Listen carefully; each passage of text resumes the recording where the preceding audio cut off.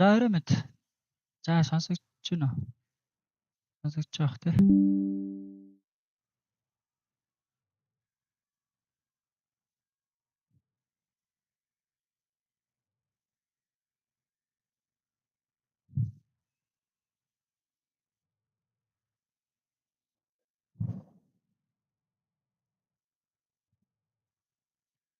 За хоёр тэтгэст талцч амар юм байна уу? Тэр жоохо гурвал та.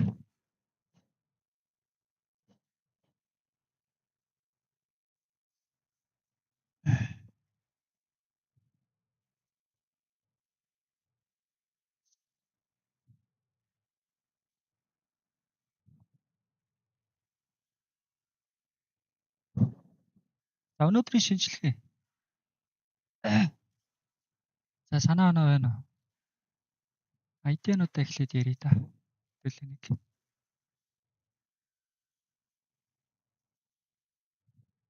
Ок.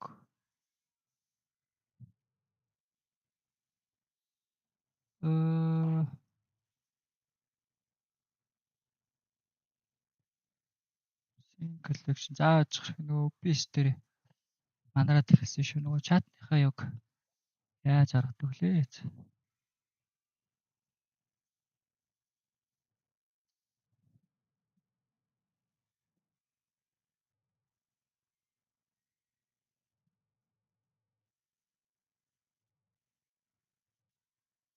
Энэ шүү дээ.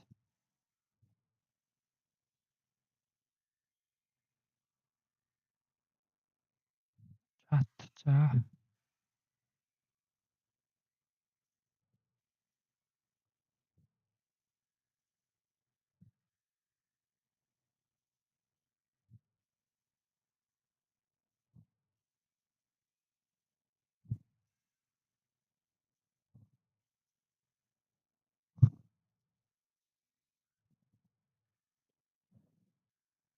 За та хэд ямар шинжилгээ? Би жоохон оройтчлаа. Та хэд ихтэй шинжилгээгээ хийсэн байлгүй дээ тий.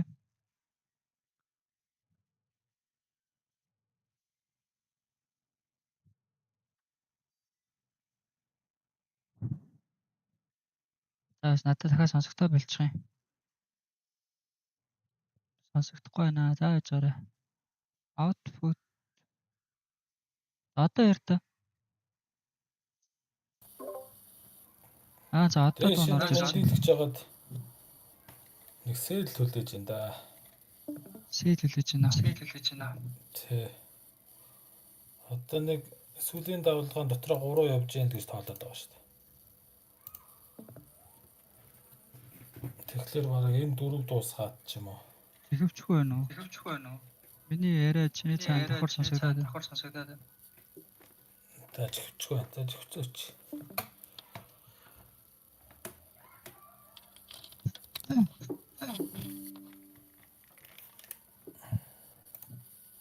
За, weekly-гийн хөдөлгөөн бол нэг падлиг шүү дээ. Одоохондоо бол weekly эхлээд 2 дахь өдөр явагдчихээн.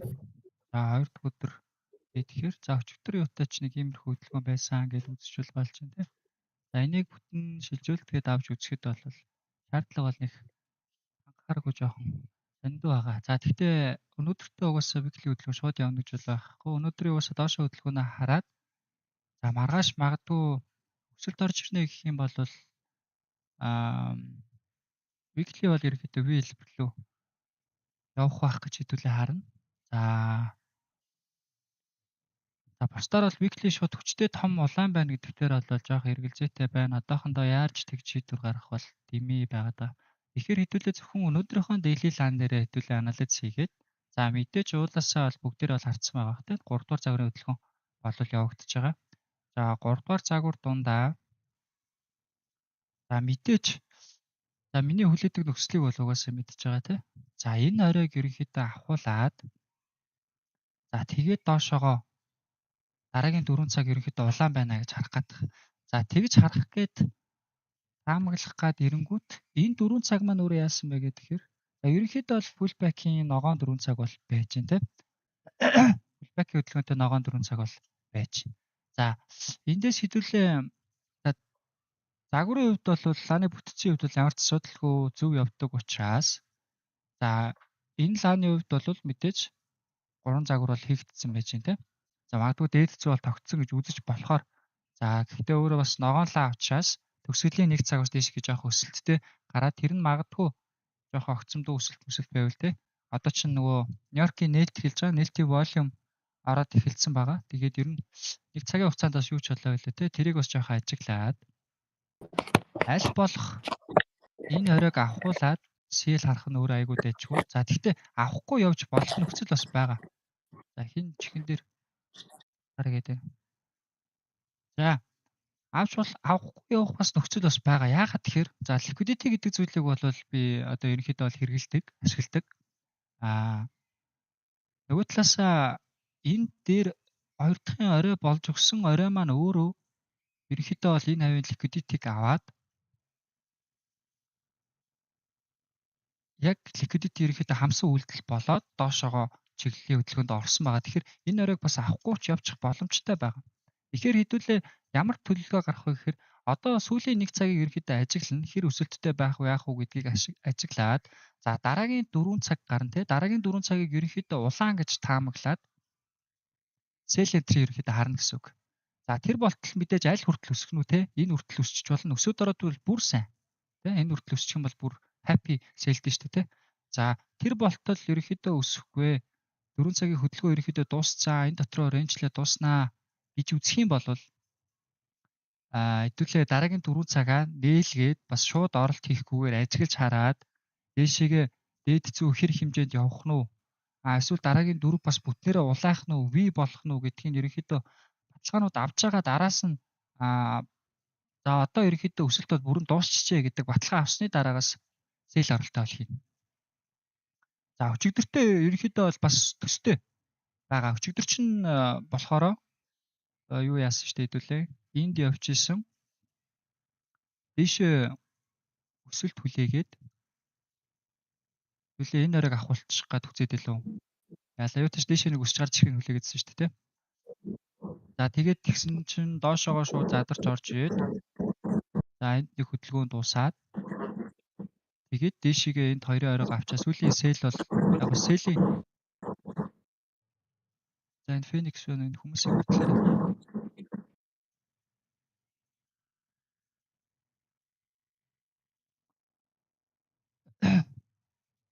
тэгээд энд бол үндсэн яг дэлхийн яг хөдөлгөөн болвол энэ чинээс ерөнхийдөө бол яваад гисэн байж 2 дугаар цагийн хөдөлгөөн ерөнхийдөө хийгдээд дуусцаар гэж чинь тийм.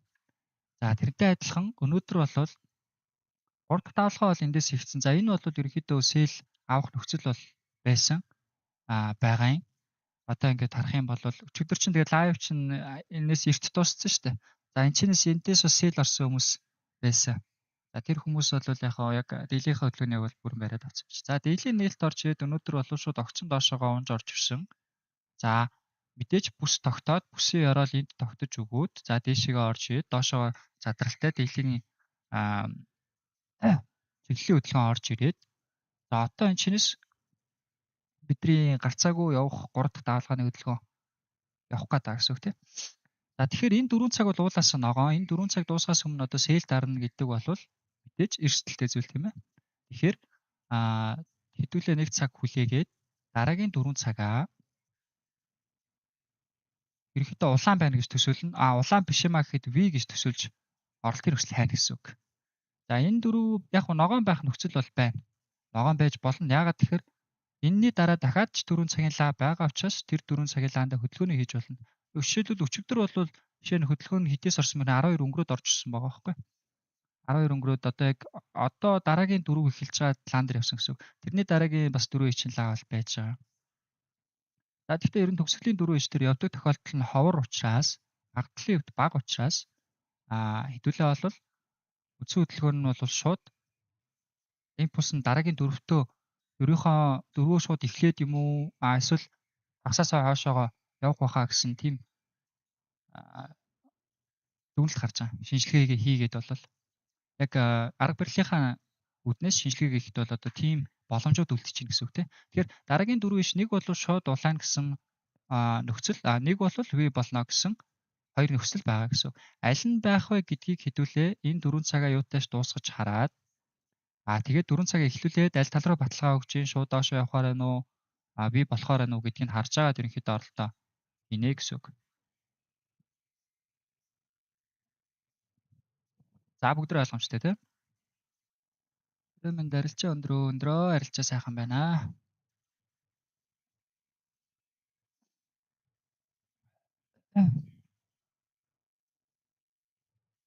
За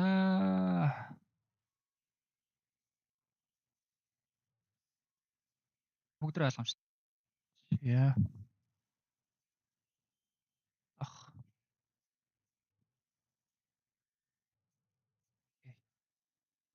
За Discord-оор сайн сайхан. За YouTube-с үзэж байгаа хүмүүс Discord-ийн линк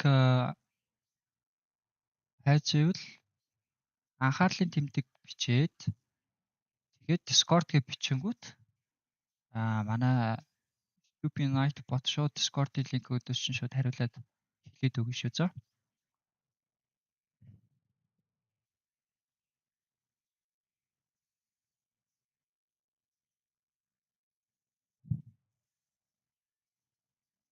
За бүгд ойлгомжтой тий.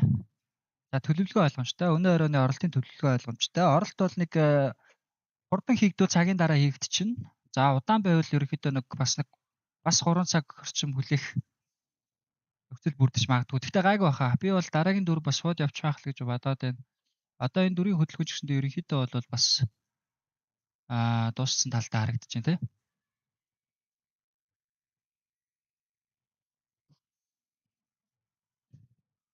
За эхний хөдөлгөөн Ивэр 1-р загвараар явсан харагдаж байна. За pullback-ийн хөдөлгөөн орж ирсэн. За энд чиглэлийн хөдөлгөөн орж ирээд за энэчнээс үсэн шилжилтийн хөдөлгөөн орж ирж байна тийм. За тэгэхээр 4 цагийн хувьд өсөөл энд тогтож байгаа гэсэн үг тийм.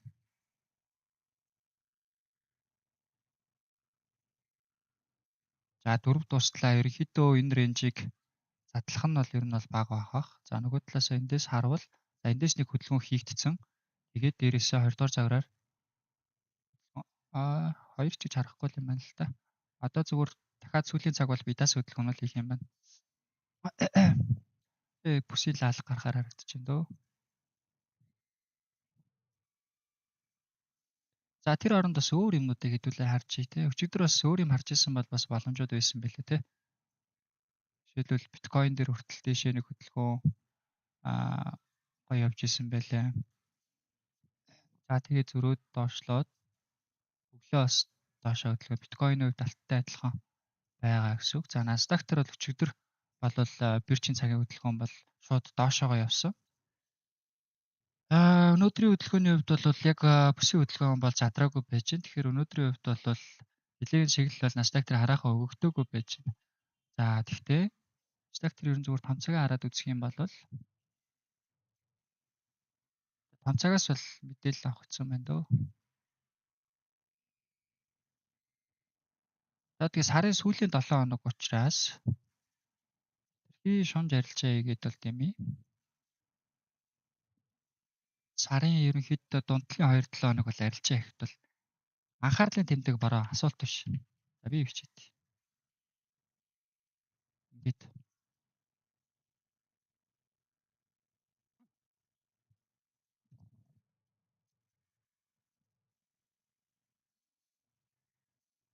За тэр микний мьют гаргачаач гинэ юм ярих гэж байгаа шүү мөхөрдний. Тэр микийн арилгаад өгөөрэй.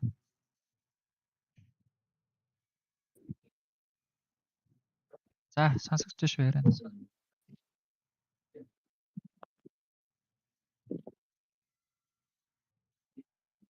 Гэртнэ байна уу? Юм асуух юм уу?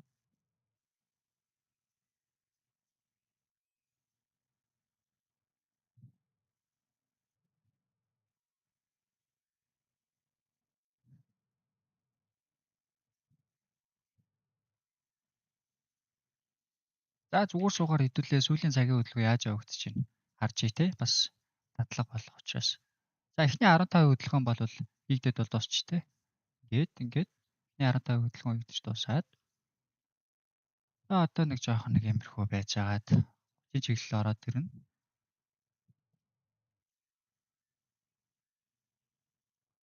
Доороос жоохон жижигхэн дүү зүйтэй юм байна.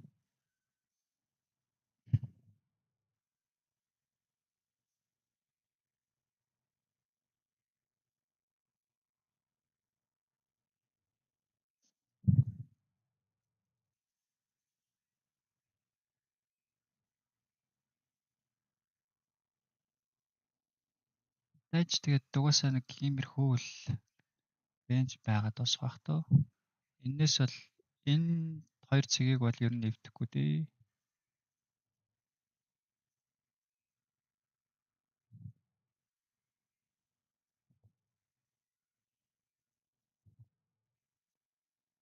За паундын нэг хэдүүлээ бас харч тий.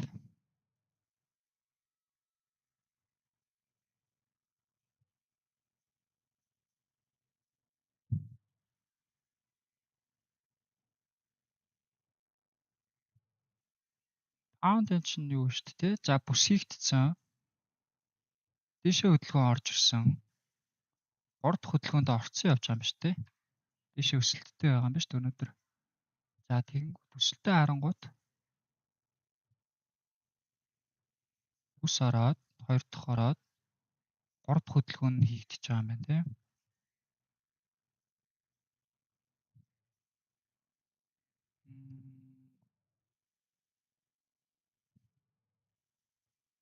Паундын хөдөлгөөж бараг одоо арилжааны нөхцөлгөл болсон юм байна дөө.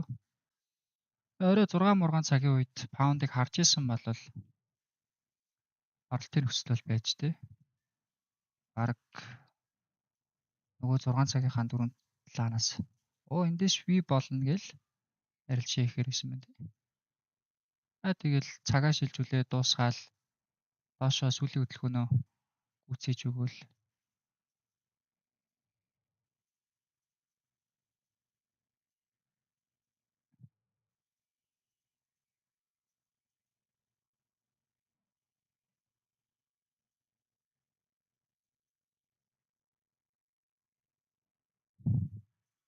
Энэ эвгүй чи.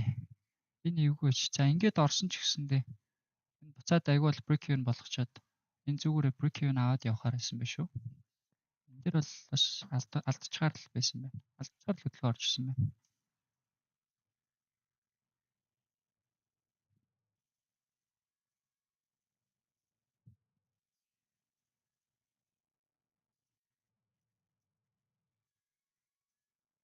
За тиймэрхүү байгаа юм байна дөө. За манайх нар сайн сайхан. Юу байцгаана. Өнөөдөр ямар хөө арилжаа юу дээ. Юм хийв. За би Discord-ын чатыг нэг харъя да.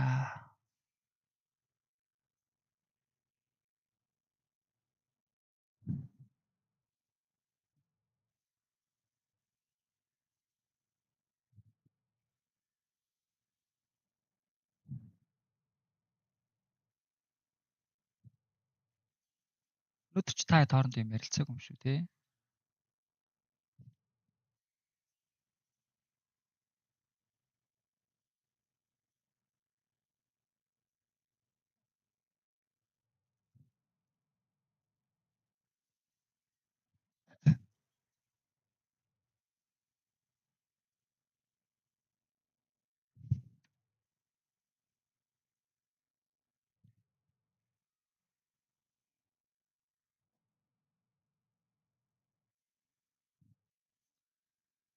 Голд дээр зээл хүлээж байна бараа.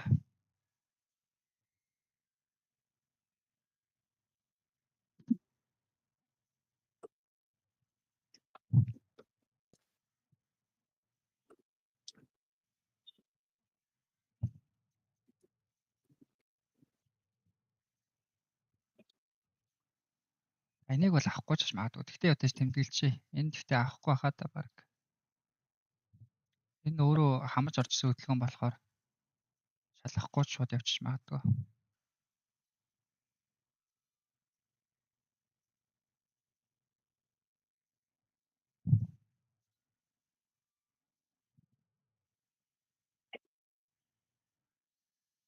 За би нэг сониноос нэг бот бичсэн байгаа.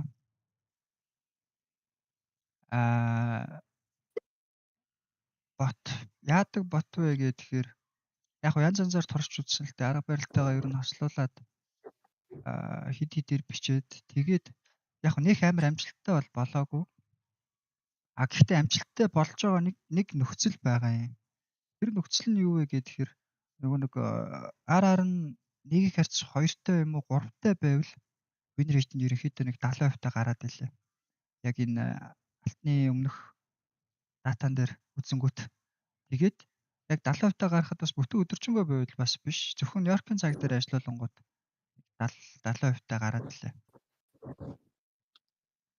Тэгээд би зүгээр бодсон тэр ботыг би дахиад нэг одоо яг лайв би өөрөө бас туршаал явж байгаа л да.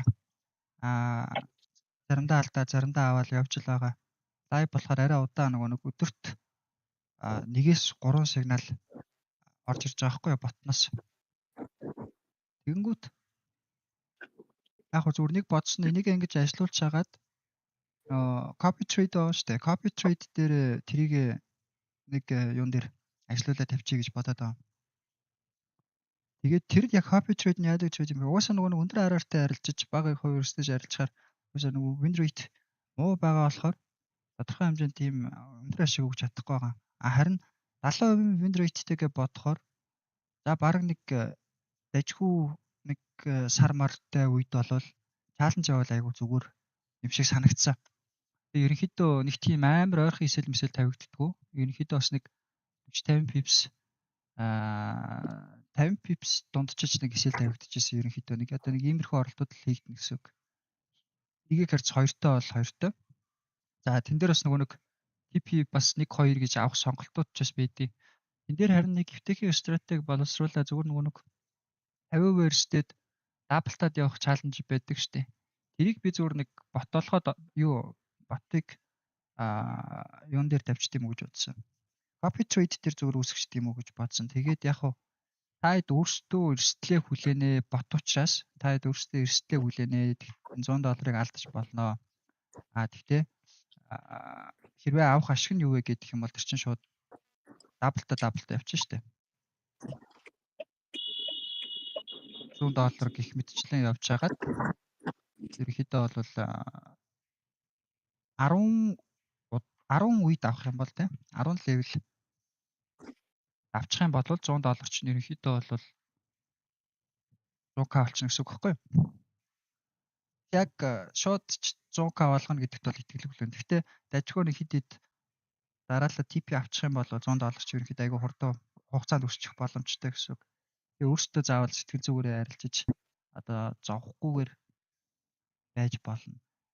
Энийг зүгээр та хэд дэмжчихвэл би юун дээр Vantage дээр зүгээр шууд нэг copy trading account үүсгэж хагаад энэ ботыг зүгээр ажиллуулаа орхичих гэж бодоод байгаа. Та хэдийн санаа бас ямар байх нь вэ?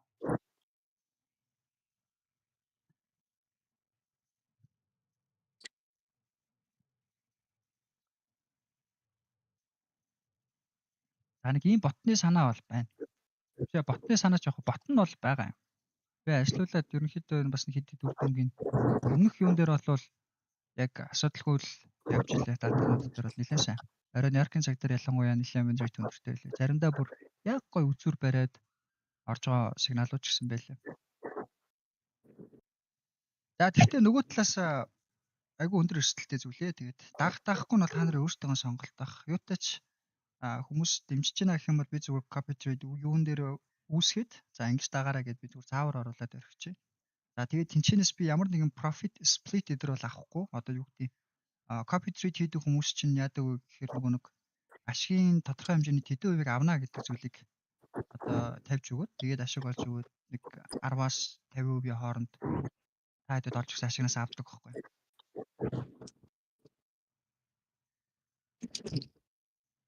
За микрофонуудаа анхааралтай биш маахан анзаараарай. Микрофонуудаа нэгэдэх нөгөө хэрвээ утсаар орж байгаа бол нөгөө утсаар ярьж мэрчингууд шууд микрофон нээгчт юм байлээ шүү. Ялангуяа лайв үзэж байгаа хооронд утсаар ирсэн бол дараа нь микээ шалгаж ивэл ерөн зүгээр шүү. Яг хөө тим юм бол байна. Тэрийг хийгээ тавьчвал тэгээд тэгтээ нөгөө талаас одоо юу гэдгийг санхүүгийн боломж болцоо муутай хүмүүс за энэ $100 хийчихвэл ингээд амар өсөчих юм байна гэж юусоо бодож болохгүй. Тийм бол тэрэнд юусоо одоо дагахгүй байсан дээр тэрний оронд зүгээр $100-ороо зүгээр эрсдлээ барьж арилжаад тий 100-аа ядаж нэг 2 3 7 нэг арилжаад нэг 200 300 болгочих юм бол тэр олсон ашигасаа за би энэ 100-аар нь энийг дагая ч юм уу. Тиймэрхүү байдлаар ашиглаж явал зүгээр шүү за. За тэгээд юутай ч 100-аар цэнгэлжингүүд 2 удаа дарааллаад эсэл авч болно. Тэгэхээр 100-аас алдахаар чинь 50 болно гэсэн үг. Дахиад алдахаар $25 болно гэсэн үг. За тэгээд $25 болчих юм бол дараагийн арилжаа шууд $25 бүтнээр нь ирсэн гэсэн үг. Тэгэхээр 3 дарааллаа шууд стоп-лосс авах юм бол чаленж шууд дуусна гэсэн үг. Тэгэнгүүтээ хэрвээ 2 дараалж эсэл авсан ч гэсэндээ араагаас нь дахиад 2 3 дараалдаа TP авчих юм бол буцаад дэвшлээд явчихна гэсэн үг. Тэр бас яг удажгүй. Би тэрийг нэг дараа 7 хоногоос ч юм уу та хэдтэй бас нэг ярилцж байгаа. Discord-ийнхаа бас community-ийн хүмүүстэй ярилцж байгаа. Тэрийг хийхгүй шийднэ за.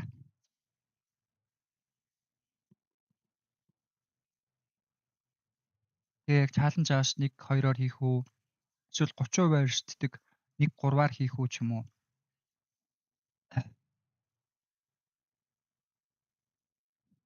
Ботны хувьд бол яг энэ аргаараа хийсэн. Дийлигийн Нью-Йорк дээр ажиллаж байгаа шалтгаан нь өөрөө дийлигийн чиглэл нэгдүгээр тодорхой болж байгаа. За тэгээд хөдөлгөөнийг нь хараад арай нэг өөр нэг жоохон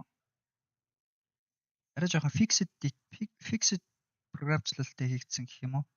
Яг тийм бүр төгс бол байхгүй. Тэгэхээр яг хөө зүгээр надад жоохон дажгүй санагдаад байсан юм юу гэхээр тэр нөгөө historig нь арилжааны historig нь харж байхад дунд нь ингээд 10 дараалал TP авцсан ч гэсэн үе байсан байхгүй.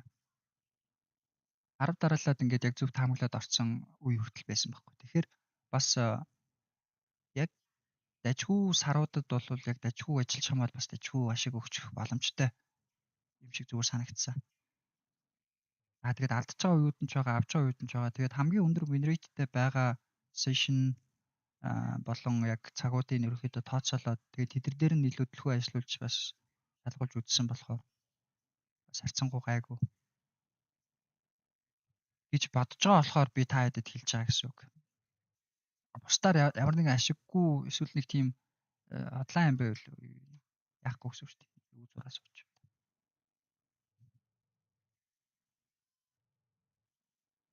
Та хэд бол нэг санал болохгүй гэсэн үг шүү дээ.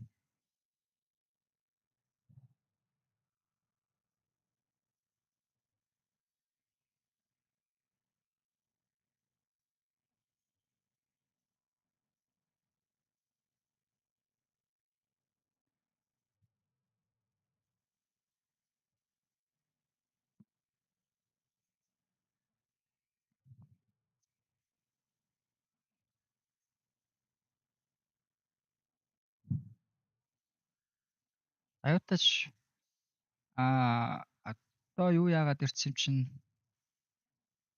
за манай арга барилын индикатор бол ажиллаж штэ тий. За гэхдээ энд сэтэлтийг бол буруу тодорхойлсон л харагдаж байна. Энд дээр бол бүсийг бол жоохон буруу тодорхойлсон л харагдаж байна. За энийг юутаач би бас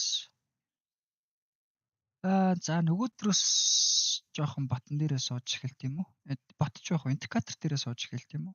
Энэ индикаторт ажгүй гарчих юм бол бас энийг явандаа бас бот болгочихно. Болгоод тэгээд Discord дээрээ тавьчин та даваад ашиглаарай гэдэг. Индикатор ажигсандаа та хэдэд өгчнө.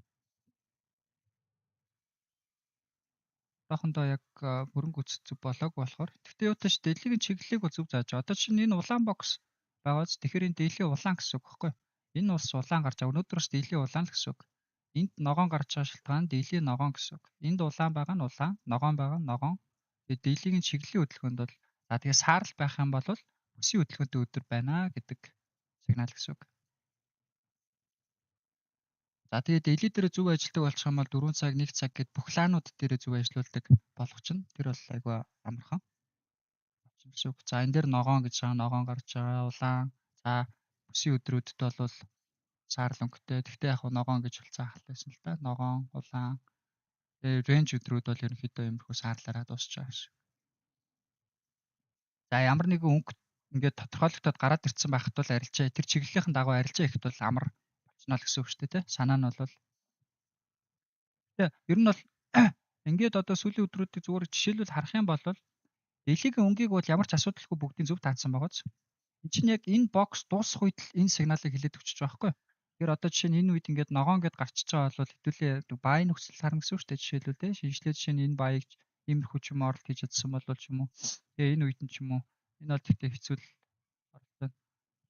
Яг хөө цагаа харах юм бол болчихно л доо. За энэ цэцэрлэгт ногоон байж гин. За энэ дээр бол тэгтээ ингээд орсон ч гэсэндээ юу гэ тэ. Өргөжлүүлээд тоноолж барьж ш TP авахаар байна.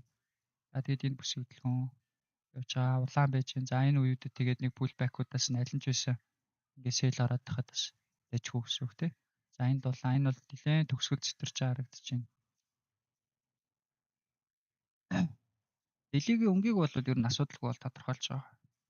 Дэлхийг ч яг ер нь лааны өнгийг бол асуудалгүй тодорхойлж байгаа шүү. За нөгөөх чинь бүс дотроо л явж байна те. За бүс дотроо нэг цагийн лааны хувьд бол ерөнхийдөө ногоон болоо гараад ирлээ шүү дээ те.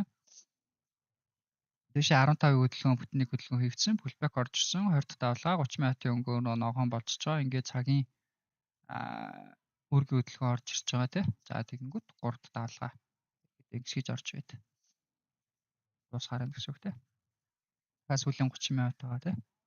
15 нь улаан байгаа, дараагийн 15 нь ногоон байх боломжтой болно гэсэн үг те.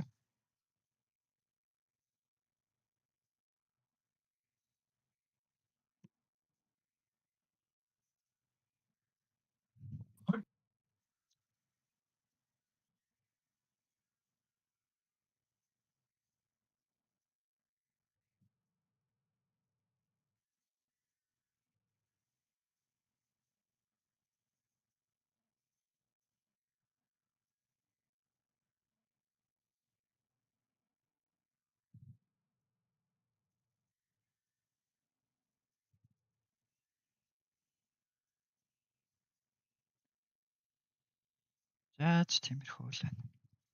За сайн сайхан. Та надад ярих юм байхгүй юу? Асуух юм байхгүй юу?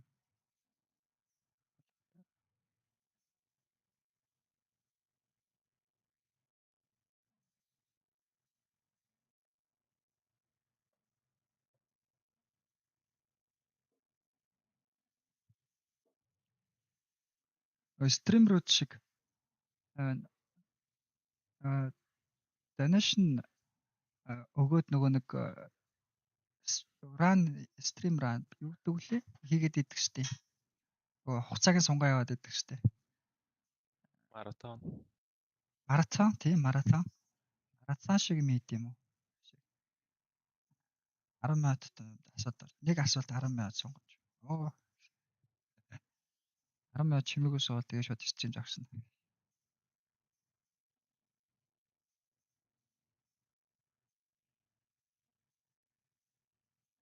Унах нөхцөл бүрдхийг яаж мэдэх вэ? Одоогийн чартаар гэж. Унах нөхцөл бол бүрдэнэ. Одоогийн чарт гэхээр ерөнхийдөө бол дэлхийн лааны хувьд ерөнхийдөө дэлхийн өөрөө улаан хөдөлгөөнтэй. Тэгээд дээрэс нь дахиад нэг толгой дутуу байгаа байхгүй юу? Дахиад нэг доошоогоо нэг импульсийн хөдөлгөөн орж хөдөлгөөн дутуу байгаа.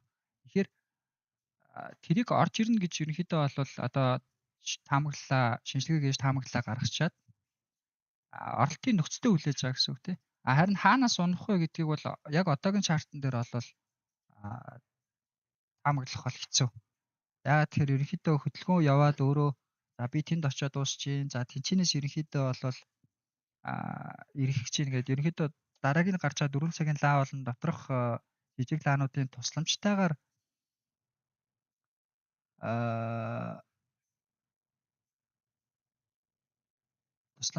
ерөнхийдөө барьж аавна гэсэн үг. Дараагийн 4 цагт жишээлбэл одоо тэр нэг стрим өмнөх лайв трейд хийжсэн стримүүд дээр ингээд та тэрвээ анзарч ирсэн бол үзээгүй хүмүүс нь дахиад үзээгүй хүмүүс нь үзээрэй. YouTube дээр бүгдээрээ байж байгаа. Оролтын үед яаж оролтоо хийдэг вэ? Яаж баталгаа авдаг вэ гэдэг чинь ерөнхийдөө за дараагийн 4 цаг ерөнхийдөө улаан байх юм байна. За улаан биш юмаа гэхэд view гарах юм байна гэд ингээд яг юм хоёр боломж төвлөрийг ерөнхийдөө тодорхойлж байгаа байхгүй юу? За тэгэнгүүт шууд улаах нөхцөл хэрвээ бүрдэх юм бол тэ эхний 5 минутын лаг ихлэ харна гэсэн үг шүү дээ. За 5 минутын лаг адаглаа зүгээр V хэлбэрийн бүтцтэй лаг гарч ирж иж болно. Эсвэл бага цагийн шилжүүлэлт орж ирж иж болно тэ.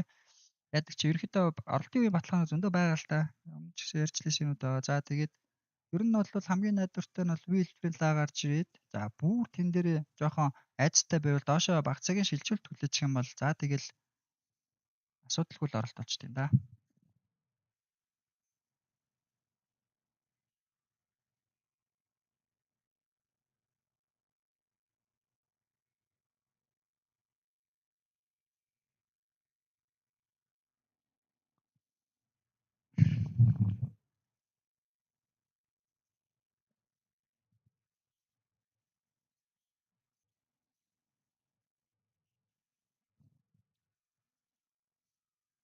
Арилжаа идэх хүмүүс чинь ерөнхийдөө дотгошоо хүмүүс байд юм шүү. Харин яа гэм болоо. Гадагшаа би одоо дотгошоо юм болоо. Гадагшаа юм болоо. Одоо extrovert гэхэр чи ерөнхийдөө юу үстэй те? Айгүй их яриа үнэлнэ шүү дээ тий. Хүмүүстэй элен талангуу шууд нөгөө ингээд ярьж чаддаг шүү дээ. Дундуур нь хүмүүс шиг яад юм бол. Би ч одоо зарим хүмүүстэй бол шүү дээ ямар ч ярих хүсэлгүй байдаг шүү дээ. Зарим гоё яриа нэлдэг хүмүүстэй бол амар ярьдэн шүү дээ. Аль брокер дээр арилжиж байгаа. Би бол Vantage дээр л арилждээ. Тэгээ манайхан тэгээ янз янзын брокер дээр арилжд юм уу? Тэгээд өөртөө дураараа. Яг би бол тэгтээ санал болгохтой яг Vantage дээр л арилждээ. Vantage-ийг л санал болгохтой.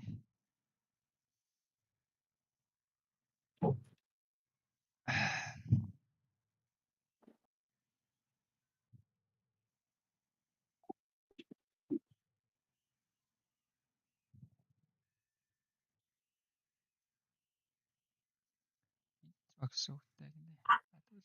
Би бол тэгвэл жоохон татгшаал юм. Тэгэл гадагшаага амар extrovert тэгэл амар мундаг арилжаа идэг. Сөйлөө зөндөөл байдаг байл хөт те. Ондын дас авч байсан өөр. Анх сурж байгаа үед нэлээ олныг авч шатаж өсөө.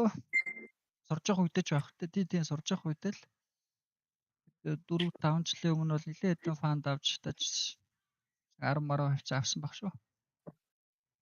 Тэгээд яг хуу дундуур нь ганц хоёр таталт бол яг хуу хийж бол үзэхийн хувьд л үзчихсэн. Тэгээд 3 жилийн өмнөөс эхлээд өөрөө үндсэн дансаа босгоод арилжаад ирснээс хойш бол фандын дас юусаа аваагүй. Зүгээр л энэ эдийг фанд ирдэг багт би нэг сар зүгээр 2 өөр фанд дээр хоёулын дээр 100 мянган фанд давуулж үзүүлчихсэн. Хоёулынгийн нэг 4 хоногийн дотор давуулжсэн. Зайтай шүү. iTrader дээр авч давуулж үзүүлээд FTM дээр авч давуулж үзүүлчихсэн. Гатны Discord дээр би хоёулын нь явуулж байсан. Хайвал байжлаа.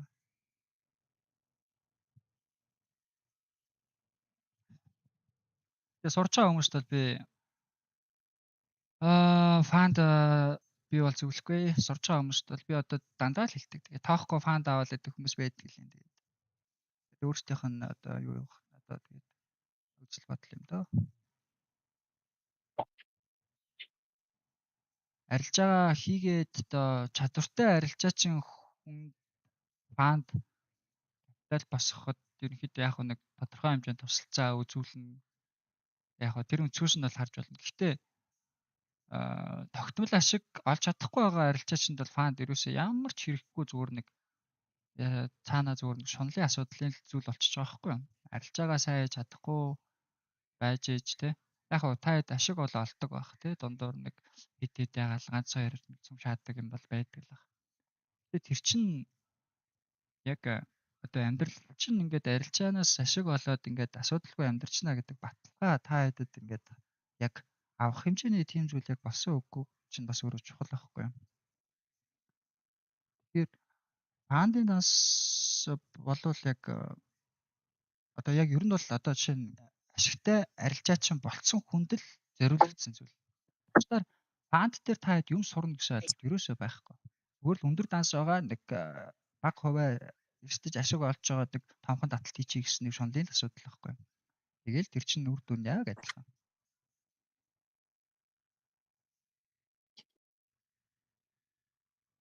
Хэлэхээс санаа зовоод байт юм болоо.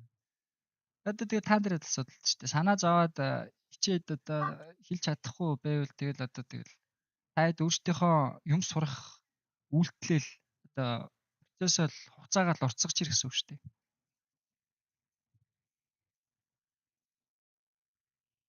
Advantage талаар жоох яриад өгч. Давуу тал яг уу Монголд ингээд үйл ажиллагаа явуулж байгаа брокеруудаас ингээд харьцуулаад үзэх юм бол яг уу би YouTube дээр нэг брокеруудын харьцуулсан судалгаа хийсэн нэг юм оруулж исэн санагдаад байна. За тэгэнгүүтээ Advantage-ийн давуу тал гэдэг юм бол нөгөө нэг Азийн, Лондонгийн, Аз Европын ингээд хоёр том санхүүгийн зохицуулах хороонууд bijдэг, нэлээд олон зохицуулах хороонууд байдаг. Тэнгүүт яг наваг судалж байгаад Vantage болохоор ерөнхийдөө хамгийн хатуу чанга шалгууртай, тэгээ бас нэр хүндтэй тэр санхүүгийн зохицуулах хороонуудаар бүгднгээр нь зохицуулагдсан. Тэгээд олон улсад нэлээд одоо олон улсад салбарлаж үйл ажиллагаагаа явуулдаг. Монголыг хүртэл жижиг гэж голохгүй ерөнхийдөө үйл ажиллагаагаас явуулсаар ижидэг. За тэгээд дээрэс нь яг уу нэр хүндийн баталгаа гэдэг юм бол одоо нөгөө Ferrari гэдэг нөгөө машин үйлдвэрийн юу байдаг шүү дээ тий. Тэгээд нөгөө Формула F1 өдр уралдаан өдр байждаг. Тэдний ерөнхийдөө бас ивент итгэгч Ferrari-гийн албан ёсны партнер. Тэгээд яг уу нэр хүндийн хувьд ярих юм бол тэгээд аюулгүй байдлын хувьд бол санхүүгийн зохицуулах хорооны бүх шалгууруудыг хангацсан бүх нэр хүндтэй том газруудаас нь авдаг. За тэгээд ерөнхийдөө жил болгон хамгийн олон шагналыг авдаг брокер Vantage бол та зүгээр хайгаад үзээрэй. Одоо Big Award Winning Broker гэж бас өөрсдөө нэг хэсэг нэрлэдэг байсан. Хамгийн олон шагналыг авдаг брокер байхгүй юу? За бусдаар тэгээд нөгөө нэг юу liquidity pool гэж зүйл байждаг. Тэр өөрөө амар сайн. Liquidity pool нь юу вэ гэхээр тэр брокер нэг талаасаа одоо жишээ нь дампуурах эрсдэл гэдэг зүйл чинь бас liquidity pool өөр амар чухал байж байдаг. Тэр нь өөрөө ерөнхийдөө бас бусад брокеруудаас харьцуулахад нэлээд том гэж өөрсдөө ярьд юм байлээ. Тэгэхээр нөгөө талаасаа одоо юу гэдэг ямар нэгэн брокер ямар нэгэн гадны дотны ч юм уу нэг асуудал гараад алдагдaltaй боллоо гэж бодоход бидний мөнгийг бол хангалттай хэмжээнд өгчих одоо чадамж нь бол байгаа гэсэн. Банк жишээлбэл ингээл банкрафт ороод шууд дампуурдаг штэ тий. Тэнгүүтээ дотор нөгөө хэрэглэгчт нь ингээл мөнгө аавъя гэж арилтаал нөгөөдөл нь мөнгө нэг чадахгүй царайлаад байждаг штэ. Тэнгүүт тийм асуудал ерөнхийдөө үүсэх магадлал нь бас бага гэсэн. Гэхдээ ер нь дампуурахгүй тий. Анх сурч байгаамаа. Лайв хичээлүүд нь үнэхээр таалагдж байгаа. Хадгалсанд баярлалаа. Мэргэжлийн хэллэгийг нь сайн мэдэхгүй. Ардын хэлээр хэлэхээр хичээд байх юм байна. Би ч одоо мэргэжлийн хэллэг ашигладаггүй шүү дээ. Би ямар одоо мэргэжлийн хэллэгч би нэг ашигладаггүй шүү дээ. Зүгээр л тий бүс гэж байгаа тий бүс одоо нэг юу гэх юм мэргэжлийн гэхээр одоо range zone mono гэж бол ярина тий. Тэгээ би бол монголоор энэ чинь бүс гэж тодорхойлоод байгаа. Аншийн нэг бүс байж байгаа. За тэгээд эн чинь wave гэж бол англиар тэрий чинь би монголоор таад дандаа ярьж өгдөг тий. Нэг даалгаа, хоёр дахь даалгаа, одоо гурав дахь даалгаа явнаа гэд. Яг бол liquidity гэдэг зүйл ч одоо Vintage өрсөн кодыг хаана хийдэв? өрсөн гэдэг дээр нь л хиндэ. Тэрийг ерөөсөө олддоггүй. Хэл үсгэж байгаа бол нөгөө өрсөн гэд хамгийн дооронд нэг юм дээр биччихдэг юм. Эсвэл бүр болохгүй л нөгөө нэг дотроо ороод нөгөө нэг IP transfer гэж байгаа. IP шилжүүлэх гэдэг.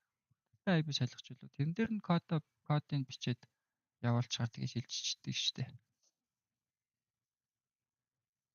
Vantage чинь нөгөө бас вебсайт нь монгол хэлтэй. Тэгэхээр олдчих واخ айгу амархан. Ингээ ойлгомжтой.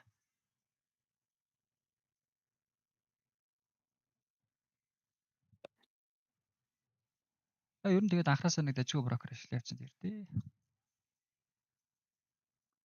15 метр уран далгаас ингээд 4036 дээр орсон гэж байна. 6. Энд 3 давалгаа ерөнхийдөө явцсан гэж үзээд. Тийм. 3 давалгаа бол ерөнхийдөө явцсан шүү дээ, тий. Энд чинь 4 цагийн хувьд хөдөлгөөн л дөө. 4 цагийн хувьд хөдөлгөөн. 4 цагийн лааны хөдөлгөөн бол 1 2 3 гэдэг түрүүн ярьсан тий. За юу их шинжилгээ хийж хад. Эн чинь өөрөө юу гэсэн үг вэ гэхээр энэ лааны дээд зүү гэсэн үг байхгүй юу? Энд чинь доод зүү тогтож байгаа шүү дээ. Бүс тогтоод бүсийн ёроол болж байгаа. Дээшээ шилжилттэй учраас бүсийн ёроол болвол тухайн лааныхаа доод зүү болж үлдэнэ. Юу болвол тэгээд дээшээгээ лааны яг өөрийнх нь үндсэн яг өргөн хөдөлгөөн явж дуусаад тэр нь болохоор тухайн лааныхаа дээд зүү болж үлддэг байхгүй юу? Тэгэнгүүт одоо жишээ нь энэ сүүлийн хугацаанд одоо цаана дахиад 1 цагийн хугацаа явагдаж байгаа шүү дээ. За сүүлийн 1 цаг бол 30 минут дээш байсан ч гэсэндээ 1 цагийн шилжилт бол шууд доошоогоо орж ирж шүү дээ одоо. Доошоо 1-р цагийн хөдөлгөөн орж ирж байгаа шүү дээ, тий. Тэгэнгүүтээ авах бүсийн хөдөлгөөнийг иймэрхүү доошоо хөдөлгөөн явагдана гэж үзнэ. Тэгсэн чинь энэ хөдөлгөөн ерөнхийдөө одоо юу гэдэг дээд доод зүү нэгэнтээ тодорхойлогдсон байгаа гэж үзэж байгаа учраас энэнийг одоо доошоо сэтлэхгүй, энийг ч дээшээ сэтлэхгүй байна гэсэн үг. Ерөнхийдөө манай арга барил чинь тухайн нэг лагаа шинжилээ. Одоо хэдүүлээ дараагийн лаг ингээд аль болох одоо ямар ч лаг гарсан тий. Дээд зүүнээс нь одоо барьж аваад арилжих гэж хичээнэ гэсэн үг. Тэгээд хөдөлгөөнөө хараад доод зүүн дээр нь гарах гэж хичээнэ гэсэн үг байхгүй. Ер нь бол арга барилын хувьд бол тухайн лааны дээд зүүнээс доод зүүн дээр л арилжна гэсэн үг. Тэгвэл өнөөдөр жишээ нь улаан байхыг хэрвээ зүгээр мэдчихсэн бол гэхдээ энэ хөдөлгөөн явах хүртэл мэддэхгүй л дээ. Улаан байхыг мэдчихсэн бол окей, энэ цаг орлоо, талдаа хүртэл өслөө. За энд ерөнхийдөө одоо хэрвээ баталгаа авчихсан бол тий түр жишээ авч байгаа шүү. Энчнээс ч юм уу ингэмэрхүү оролт хийгээд за тэгээд доошоогоо хөдөлгөөнөө бүтэн явуулж дуусгаад аль болох доод зүүн дээр одоо хаах ийм л оролт хийн гэсэн үг. За энэ оройгоо барьж авч чаддгүй махад энчээ баталгаа орж ирчихвэл нэг иймэрхүү оролт ч юм уу.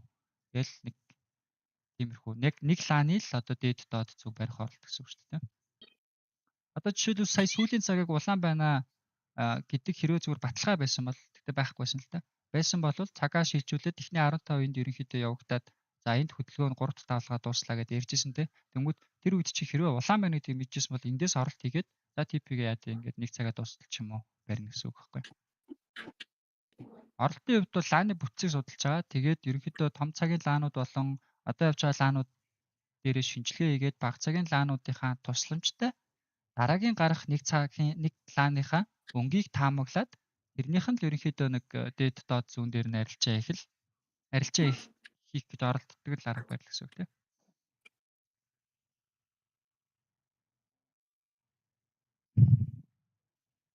Би нэг уцаар явж.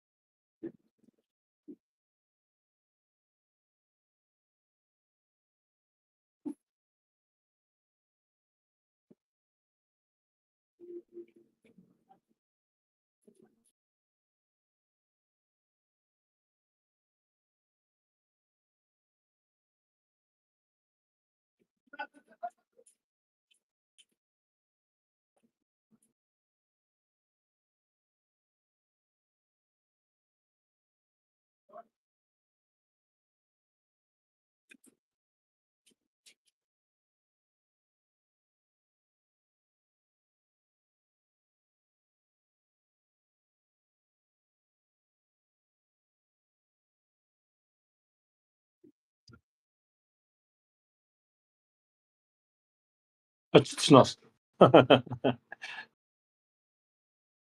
Сайн байна.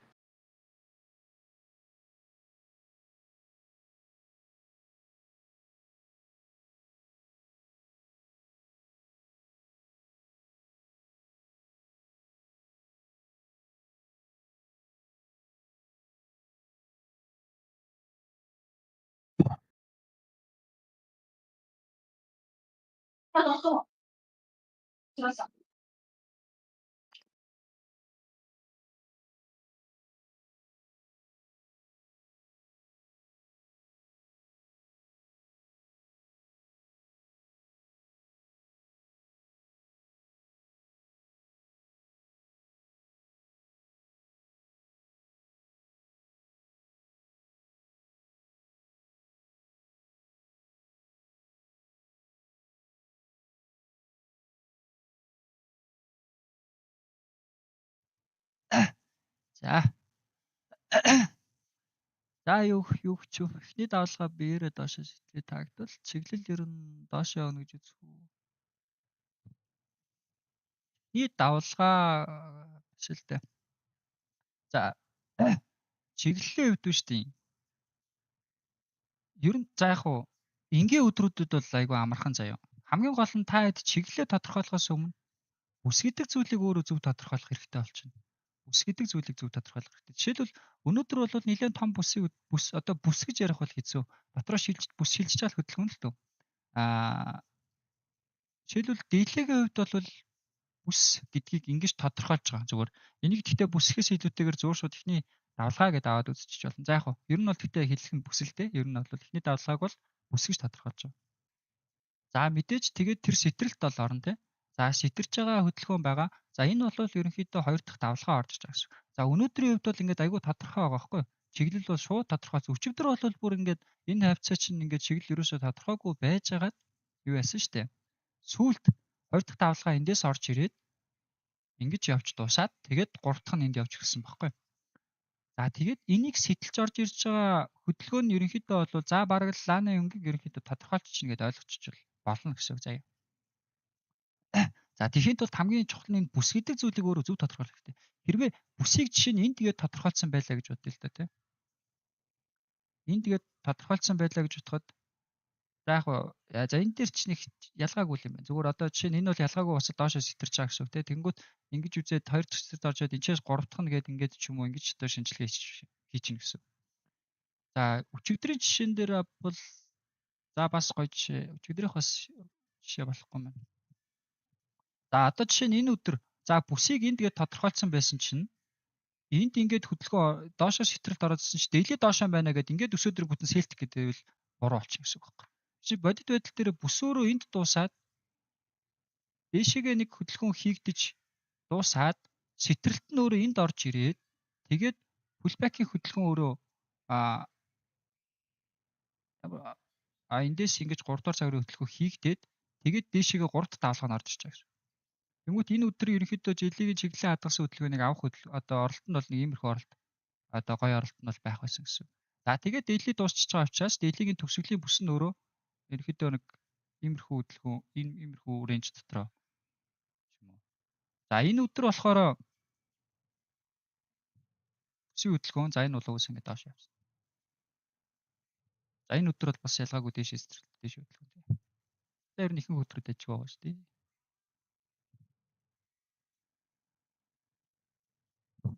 Бүсээ зөв тодорхойлох нь ер нь бол аюул чухал л доо.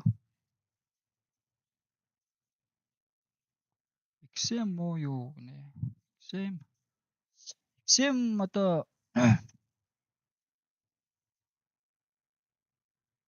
муу сайн гэж одоо бас хэлэх нь ч одоо юу юм би бол XM ашигладгүй. XM дээр би хэдэн жилийн өмнө бандуулчихсан. XM дээр угаасаа би арилжиж чадахгүй. За тэгээд XM ер нь бол яг хөө тэгээд нэлээ муу юмнууд бас сонсогдтол байдаг. Гэхдээ бас олон хүмүүс арилжиж байдаг. Бас нөгөө талаасаа XM юу гэдэг вэ гэхээр нөгөө introducing broker-ууд гэдэг одоо брокер сурталчилдаг хүмүүс үү те. Одоо жишээлбэл юу аваад зтэй. Одоо бусад ингээд трейдерүүд ингээд social marketing хийж байхдаа жишээ нь ингээд за XM дээр та данс нэгээрээ ч юм уу ингээд баахан ихэнх нь дандаа XM гэж ярьдаг шүү дээ те. За зарим нь бас сүүлийн үед мот руу айгүй хүмүүс орж ирж байгаа. Тэгэнгүүт тэд нар чинь нэг маркетинг амар сайн хийдэг. Ер нь бол Монголыг жижиг гэж болохгүй айгүй сайн маркетинг хийдэг. Тэрэндээ ч их мөнгө зардаг. Тийм ч болохоор олон хэрэглэгчтэй тэгээд ч бас өндөр ашиг олдог байх. XM-ийн хувьд бол тэгэд яг уу нэг анзаарсан юм XM дандаа том харилцагч руу нэх амар шүртэй чиглэсэн юм хийдэггүй. Дандаа нөгөө нэг жижиг харилцагчд руу юм хийдэг байхгүй. Одоо юу гэдэг юм чамаг мөнгөгүй гэж голохгүй чи мөнгөгүй байсан ч гэсэндээ манай дээр арилж идэг брокер гэсэн. Тэгэхээр нэг талаасаа энэ өөрөө юу вэ гэхээр брокер дээр чинь dealing desk, non dealing desk гэж байгаа. Цаашаа яг бидрийг бодит зах зээлд арилжаанд оролцуулдаг гэдэг хоёр төрлийн брокер гэсэн. Retail арилжаач дундаас ялангуяа одоо бид нар шиг анхлан суралцж байгаа электро капиталгүй ч юм уу одоо нэг тиймэрхүү dealing арилжаачдад дунд маркетинг чиглэж хийж байна гэдэг чинь нэг талаасаа тэр хүмүүс мөнгө алдах нь өөрөө бараг л 95% магадaltaй байхгүй мөнгөө ер нь алдаад дуусна гэдэг нь бол тэгэнгүүт тэр хүмүүс мөнгөө алдаж байгаа тэр мөнгийг брокер өөрөө зүгээр л цааш нь арилжаанд оролцуулахгүйгээр зүгээр тэр одоо чиний алдагдал тэр брокерийн ашиг болж орно. Чиний ашиг тэр брокерийн алдагдал болж орох учраас аль болох алддаг хүмүүсийг рүү чиглэсэн маркетинг жоохон хийдэг байж магадгүй гэж би зүгээр яг тийг санагддгийг. Тэгэхээр тэгээд дээрэс нь бас нэг хідэн нөхдүүд мөрч идэрчлөө non-dealing desk broker гэдэг нь батлагдж байгаа нэтрээ гэл нэг факт бах юм яриадс би тэгтээ сайн санахгүй. Тиймэрхүү юм яриад идэг. Нарийн ширийн дотоод ажиллагааг би мэдэхгүй. Тэгэл хүмүүсээс арьсдаг, зарим хүмүүсээс сонсохоор спред нь амар тэлдэг, бэлдэг, савлдаг. Заримдаа бас зүү мүү зурдаг гэл. Иймэрхүү юм сонсогдоод идэв. Сэмиг бол сайн ч их наашаа, муу ч их наашаа. Тэгтэл ер нь бол тийм жоохон янханлаг санагдаад идэв шүү дээ гэсэн юм. Одоо нэг талаас advantage бол жишээ нэг сүртэй маркетинг бол хийж харагдахгүй байгаа шүү дээ. Угаасаа нөгөө нэг том ер нь нэлээд VIP үйлчлүүлэгч ихтэй. VIP гэдэг нь одоо баг багтаал сая долларын данстай хүмүүс гэсэн үг байхгүй. Тэр хүмүүст илүү чиглэж, тэр хүмүүсийн ашиг олгож одоо олох тал дээр илүү анхаардаг тийм брокер байхгүй. Тэгэхээр нэг талаас advantage өөрөө биднэрт одоо юу гэдэг жижиг мөнгө бол биднэрт хэрэггүй. Угаасаа баг комисшн орж ирнэ. Тэ. Тэгэхээр яг нөгөө dealing desk брокерийн бас нэг л хандлага л та. Тэгэхээр яг advantage бол би бас жил бодоо бараг 2 жил шахам ашиглах чинь. Тэгэхээр ер нь намайг advantage-ыг ашигладаг байхад ямар нэгэн асуудал ерөөсөө гарч байгаагүй. Харин ч эсэргээр ямар гоё юм бэ? Ямар сайн юм бэ л гэж хэлүүлж ирсэн брокер байхгүй. Яг зөвөр миний бодол шүү. Гэхдээ advantage сайн брокер. Одоо би advantage шилжиж гээд бодсон чи ингээд өөр өлегтэй брокер байх. Би ингээд мот руу хүртэл мотыг бас судлаад таадад бас нөгөө нэг хотоодын зарлага нэтэрэ банкар хийдэг цэнэглэл таталтан намар гээд хүмүүс зарим хүмүүс нь тэдрийг нэхэд байгаа юм. Устаар тэгэнгүүт нь за тэгвэл дотоодоос гээд тэгэхээр EBC гээд брокертэй нэг харилцаж үзсэн. Тэгсэн чинь EBC болохоор үнэхээр мяа брокер те манайхаа амар удаан заяа. Арилжааны гүйцэтгэл гэдэг зүйл байдаг байхгүй юу? Гүйцэтгэлийн хурд гэдэг зүйл байдаг байхгүй юу? Тэдэн миллисекундэд одоо тэдэн захиалгыг биелүүлэх чадамжтай гэдэг. Тиймэрхүү зүйлс байгаа байхгүй. Тэгэнгүүт EBC-гийнх бүр амар удаан. Хоёр өөр брокертэй зэрэгцүүдэд тавихад бүр шууд анзаарах. Тэгэнгүүт оролт ингээд дарчингууд бараг хагас секундын дараа тэр оролт нь орж мороод ингээд бүр нүдэнд ингээд анзаарахгүй хэмжээнд амар удаан заяа. Тэр нь амар тэрэнд нь би жоохон дургу. За тэгээд тэр нэг зарим леверэжний асуудал юу айгүй холихны. Тэгээд бидэд EBC-гээс ерөнхийдөө болцгооцсон. За тэгээд Монгол дахь талын одоо хариуцж байгаа хүмүүс нь ч гэсэндээ нэг жоохон тийм хүмүүс. Тэгээд өөр бас за Treno-г ашигласан. За тэгсэн Treno бол өөртөө жигэн одоо non-dealing desk жоохон л өөрөж байгаа ер нь бол өөртөө яриан дундаа хэлээд өгсөн. Би тэгээ олон ярмааргүй нөө. Эний чинь би бас зөндөө ярьсан л дөө. Олон ярмааргүй. Treno тэгээ бас хударсан. За мотыг мот бас сүүл чинжилт хийдсэн. Айгүй хурдан болцсон, амар болцсон байна. Инээтрээ гэл хүмүүс яриад харна. За би бас нэг татаад нэг жоохон цэнэглээд бас нэг цаар арилжаа их гэж үзвэ. За тэгсэн чинь хурд бол яг дажгүй шүү. Хурд бол дажгүй байна. Тэгсэн чинь нэг өдөр баг өдөрт 3-4 удаа гацдаг юм да бүр чартанд ямар ч хөдөлгөөнгүй болчихсон. Таг гацаад. Тэгээд бас жоохон сүжиггүй болцсон. Тэрнээс өмнө бол мот мяал байсан л да. Би өмнө мот дээр арилждаг байсан. Хэрүүлтэй оролттой брокер шүү дээ. Мот чинь тэгээд. Тэгээ мөнх чинь байгаа тул л нэг мотыг авч явж байгаа шиг байна. За тэгээд өөр брокер чинь за тэгээд сонсох юм ба зөндөө брокерууд байгаа. Янз янзын жижиг брокерууд айгүй олон брокерууд байгаа. За тэгээд тэд нар бол тэгээд ер нь димэдээ тэгээд сарггүй юмнууд орж ирчээл. Гадаадын coin Монголд орж ирчээ бүгдийг самарч байгаараа явдаг шиг л.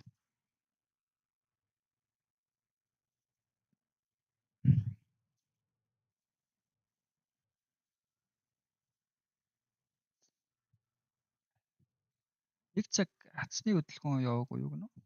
За нэг цагийг харъя.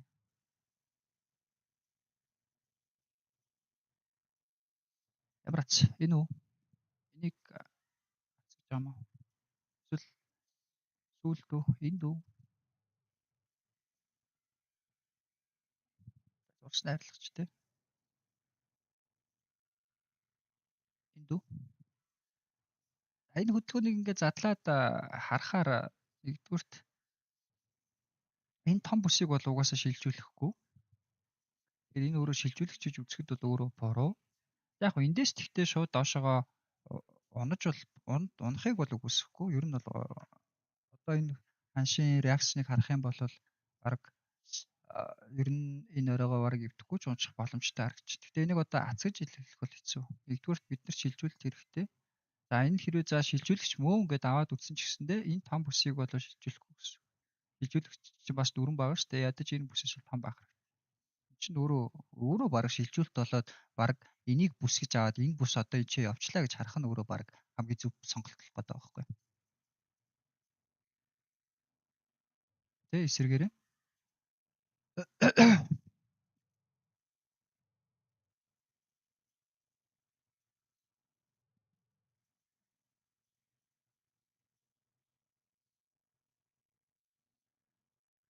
дүүрсэн байна. Стрим дүүрчт юм аа. Тэгээд одоо өөр хүн орж чадахгүй байгаа юм уу? Энэ нөгөө буст хийгүүсээр болохоор биш 50 болоод өөрчдөг хөхгүй. Энэ 50 хүн байгаа мах та тэгтээ. Би ганцаараа бустлээд юу яад юм уу? Болд юм уу? Мэдгүй нэ level 2 арах хэрэгтэй шүү дээ серверч. Тэгжээж нэг жоохон юу хүн Зөв нөхсөд. компьютероор орж байгаа хүн байвал зүгээр дэлгэцээ шеэрлэн нэмэт хүн. Эсвэл өөр хүн дэлгэцээ таныхыг үзэж байгаа давхар шеэрлжүүл нөгөө л нараад ирж болно даах бай. За мараахан тэгээд өгөрөө. За энэ асуудлыг бас шийдэх хэрэгтэй юм байна те хэдүүлээ. За хэдүүлээ нитрочд болох юм байна да. Цаг нь одоо л шаардлага нь гарч байгаа юм шиг байна да те.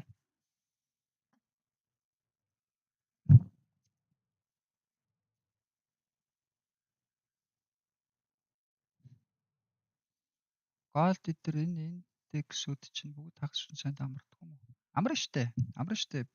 Крипто л амралтын өдөр ажилладаг штэ 24/7. Усан дандаа ажлын 5 өдрөөр л ажиллана. Амрна. Өнөөдөр чи амралтын өдөр биш штэ бараа. Өнөөдөр чи 2 дахь өдөр үсттэй. XM Gold амархаа болцсон байна шүү дээ.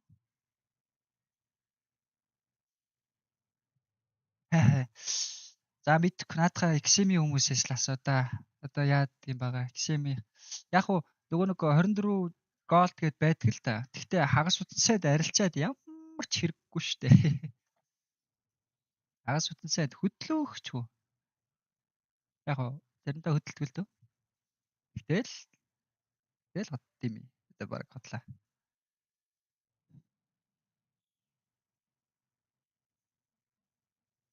За одоо сүүлийн 1 цагийн хөдөлгөөнийг харах юм бол одоо жишээлбэл энэ чинь ингээд шилжилт байгаа. Бүсийн хөдөлгөөн энд байж байгаа. Pullback-ын загварыг харах юм бол 3 дугаар загварын хөдөлгөөн яваад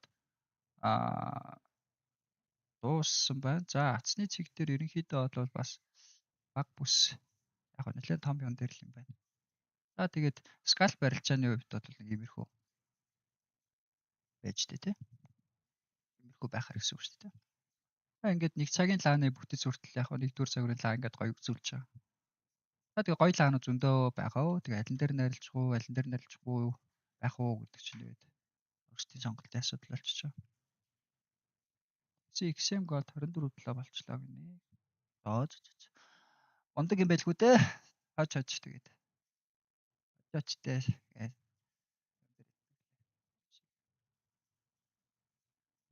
24/7 байсан ч хагас үдэн сайд бол би бол арилж яах. Ер нь тэнэг хүн бол арилж яах.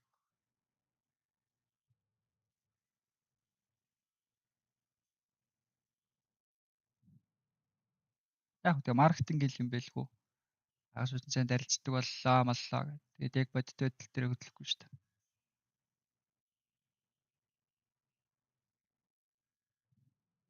Тийм үү? 24/7 адж дээр 24/7 гол гэж байд юм уу? Гүү илгүү дээ. Хараадах юм да.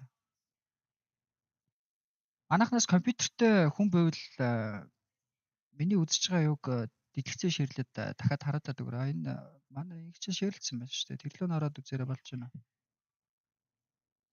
За тэгээ бүр болохгүй бол хэдүүлээ. Арай нэг өөр арга.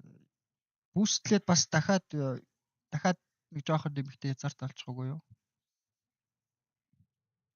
Тэгээ ингэдэг өст анх Swing Traders-ийн Discord тахад нэрээ яалтчгүй амар олоолаа шеэрлсэн дэлгэц дүүрсэн байх шүү шеэрлээрээ гээд ихмээ тэгж ярьдаг байсан шүү. Тайлаач.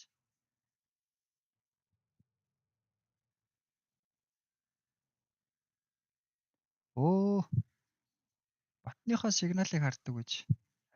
Манай ботны сигнал өнөөдөр бол айгүй гоё сигнал өгсөн байна. 28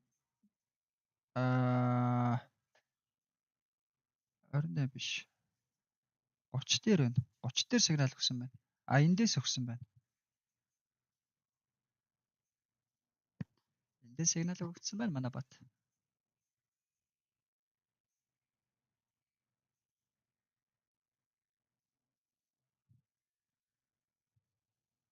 Хамгийн богино онгой бол рetail-тэй заав.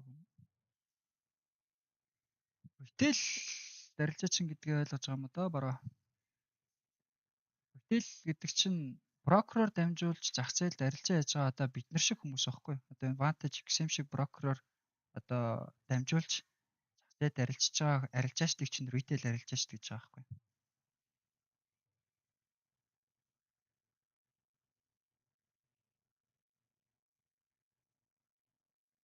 Цагийн төгсгөл чинь pullback орж ивэл шинэ цаг дээр хэмжээгийг үүсгэдэг.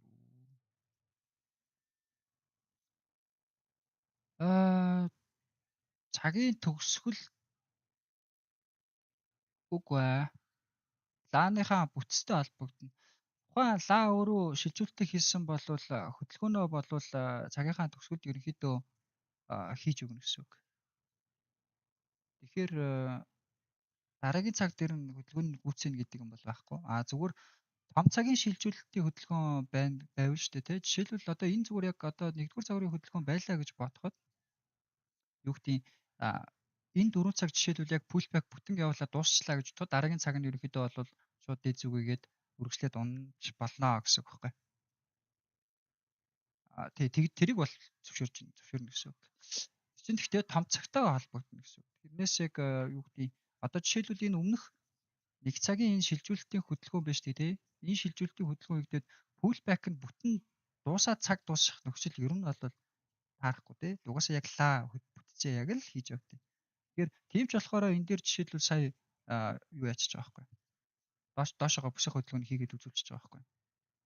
Одоо жишээлбэл чи өмнөх 30 дээшээгээ байсан шүү дээ тий. Дараагийн 30 байгаад одоо чинь зүгээр бишээ залхуураад нэг сүртэй шинжилгээ хийгээгүй зүгээр тэгжин даа л гэж хэлээд байгаа болохоос тэгээд нарийн шинжилээ л та. Сүүлийн 1 цагийг тавиад үзье.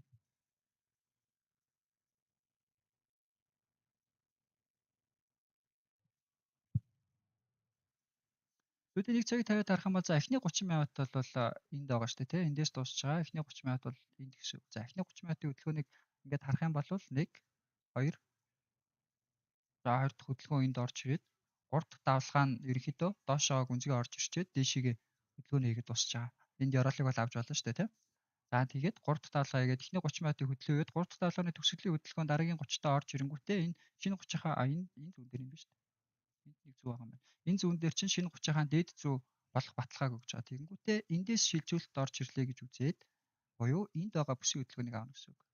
Энэ дээр зүү байгаас шинэ 30-ийн хөдөлгөөн харах юм бол энэ бүсийн хөдөлгөөнийг аваад энд шилжүүлээд pullback нь 3 дугаар цагийн хөдөлгөөн ихтэй энэ бүсийн хөдөлгөөн чинь ерөөхдөө энэ чи яваад за энэ дээр баг бүтэн явц харагдаж байна тий. Нэрээ ерөөхдөө явж дуусаад тэгээд энэ цаг бүтэн хөдөлгөөнөө хийгээд дуусчих байгаа байхгүй.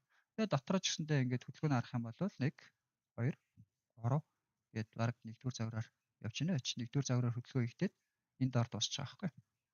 Тийм багаж. Ингээ харах юм бол яг таарч байгаа шүү дээ. Энд дээд зүв, энэ доод зүв, бүсэн дээр байсан бүсийн шилжээд дуусчих байгаа байхгүй. Тэгэл яг цагийн лаа үргээ гүйцэтгэл дуусчихж байгаа. Цагийн лаач үргээ гүйцэтгэн 30 минутын ч үргээ гүйцэтгэн 15 ч үргээ гүйцэтгэн 4 цагийн ч үргээ гүйцэтгэн.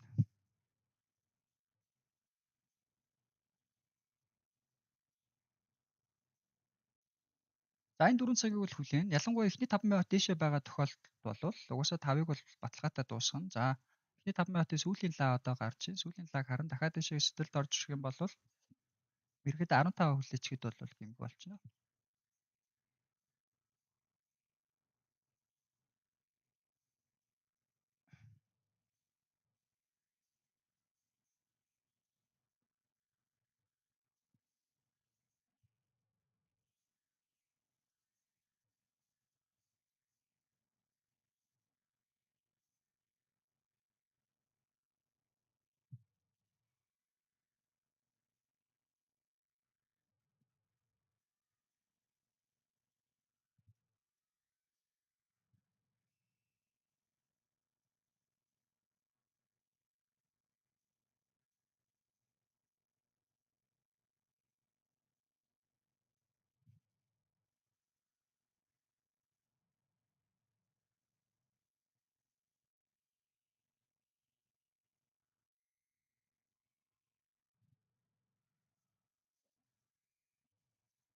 Одоо 15 хүлээгээд хэдүүлээ сэл харж байгаа юм чинь болвол энэ баийн сонирхол бол биднэрт байхгүй шүү дээ. Ерөнхийдөө illegal лан дээр арилжж байгаа учраас.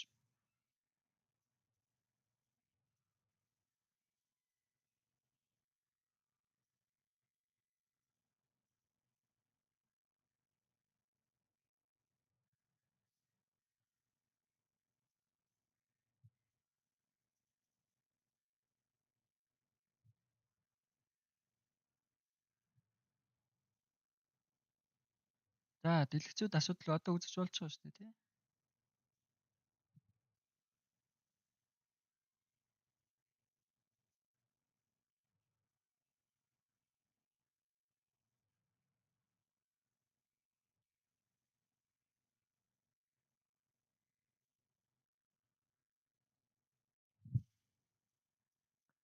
За одоо ятач энэ хөдөлгөөнийг хэдүүл арч тий. Нэгдүгээр загвараар дэшээ хөдөлгөөн орж чинь 15 минутын лааны шилжилт бол ороод ирчих гэсэн үг шүү дээ.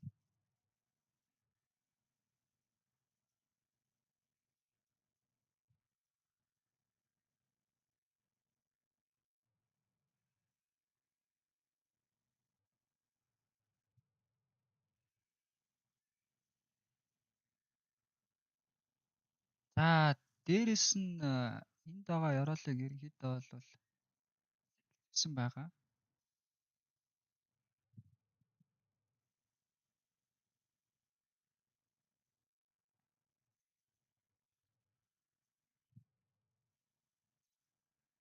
Маргаашнаас нэг доошлчоод баг ийшээ хөдөлгөөн маргааш орой гарах нь уу нөгөөдөр гарах нь уу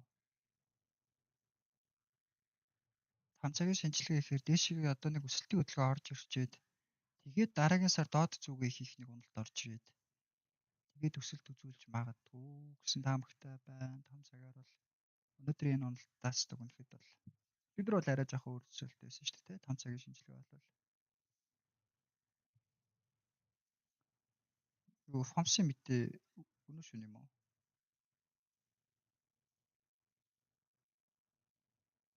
Paid interest rate decision.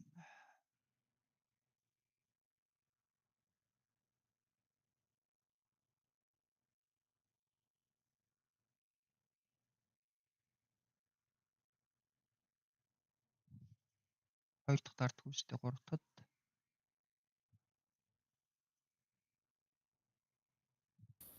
Маргааш нь 2-оос.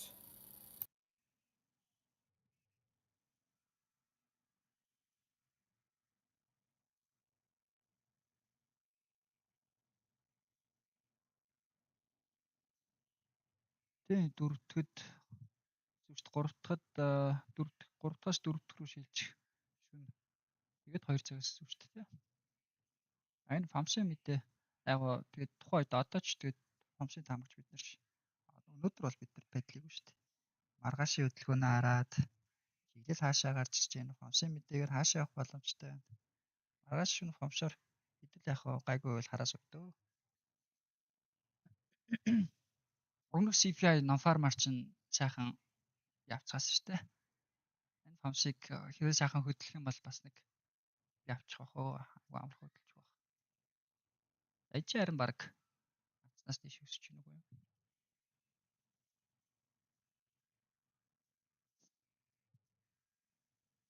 Би бол ерөнхийдөө day swing талдаа арилжаачсан хүн баггүй.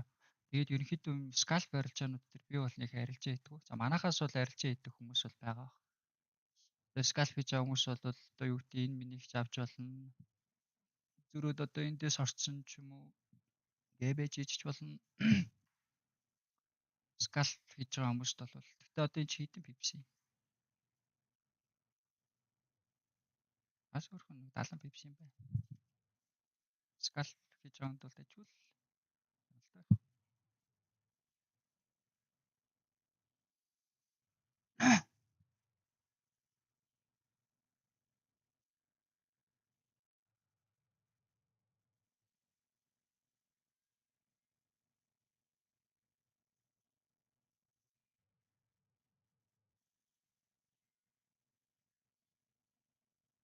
Нэр та би бүр хойл нь хотоос одоо манай шахаж юм чинь.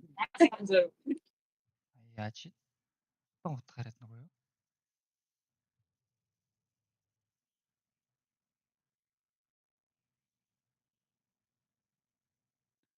Nasdaq доош гоошроо гараад ирсэн байна шүү дээ. Өнөөдөр тэгэхээр чинь эсвэл доошоо унана гэсэн үг шүү дээ, тий?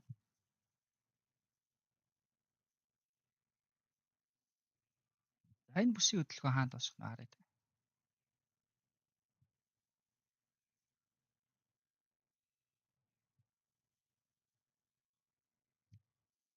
10, 15. За хэдүүлээ сонирхъя. Иймэрхүү. За.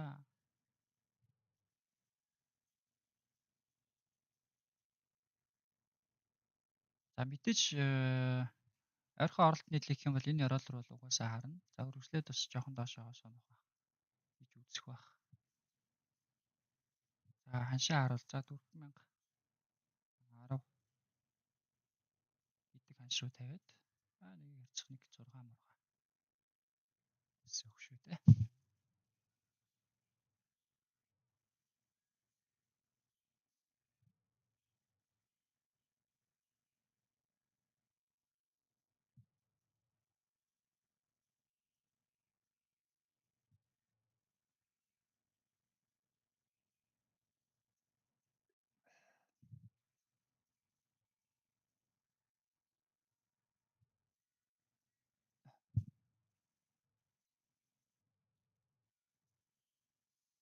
За наад мэдээч нэг хэрэгцээгүй дээ. Ер нь мэдээнүүд дээр ямар мэдээн дээр ач холбогдол өгөх юм бол зүгээр CPI non-farm 2 бол угаасаа л яг импактыг үзүүлдэг мэдээ, 2 мэдээ байж байгаа. За тэгээд за 15 дээр биш 12 дахь байранд дээр бүр идэрлээ. Тэгээд дээрэс нь FOMS байгаа. За FOMS-ын мэдээ бол яг хуу он гарснаас хойш FOMS ер нь нөгөө feed мэдийг халснаас хойш Paul Moll нөгөө шалж мөлөөд нөгөө юм басан шүү дээ Trump ч тэрнээс болоод энэ онд бас нэг хэдэн сарын FOMS-ын мэдээ бол ямар ч хөдөлгөөн гараагүй. За өнгөрсөн сар бас хөдлөөгүй. Тэрний өмнөх сар бол хөдөлсөн. Энэ сар одоо хөдлөхгүй бол би бас сайн мэдэхгүй байна. Тэгэхээр одоо яат юм байгаа. За тэгээд энэ гурван мэдээнээс бусд нь ерөөсөө ач холбогдол үүсэхгүй.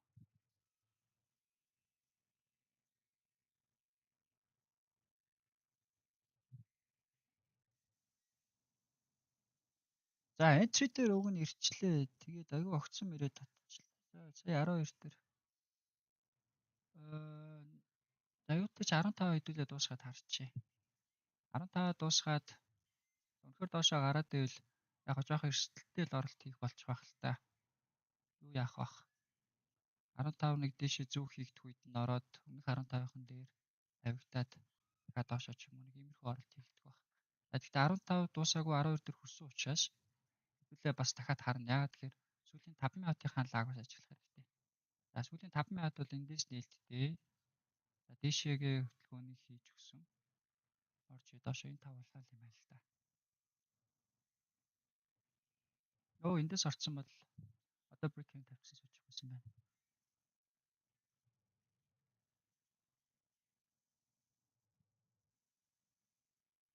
За 15 сүүлийн 1 минут. За энийг хэдүүлээ харъя да. Энэ нэг жоохон даван дугаараад ирчих байхаа.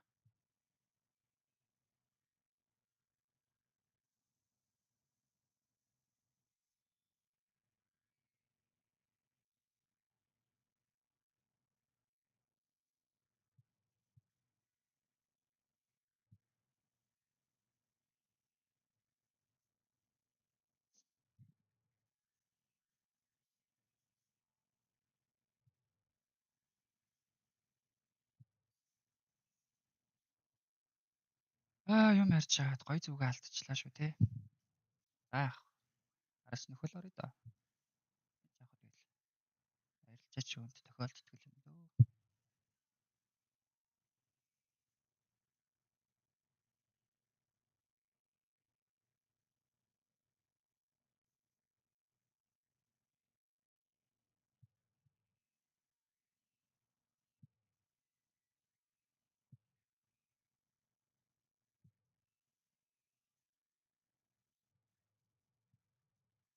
Одоо эндээс орох гэхээр арай л доор болчиход байна. Тэр чи араар хүрэхгүй болчиход байгаа шүү дээ.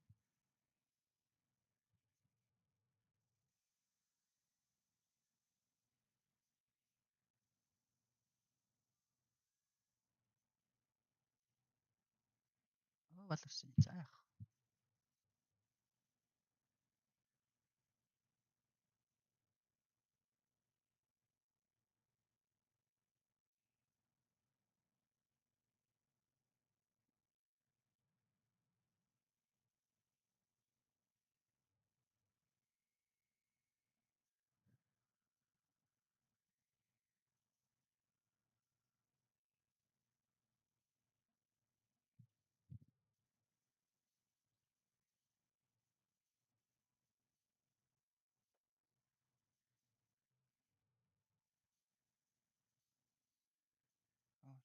Тайвшин ардаа болов.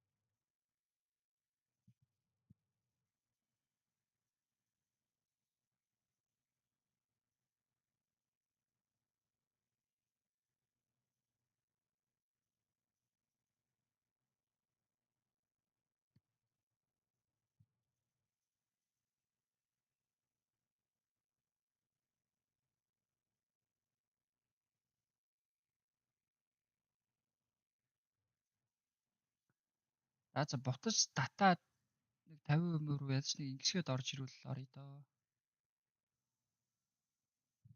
Тэгэхгүй бол одоо эндээс би бол орохгүй. Тэгэхээр угаасаа манай хэд ч гэсэн наваг бол мэдчих واخ. Яг яваад хөдөлгөөндөө орцсон байхад араас нь бол шууд явж яхад нь оролтыг бол хийдэггүй.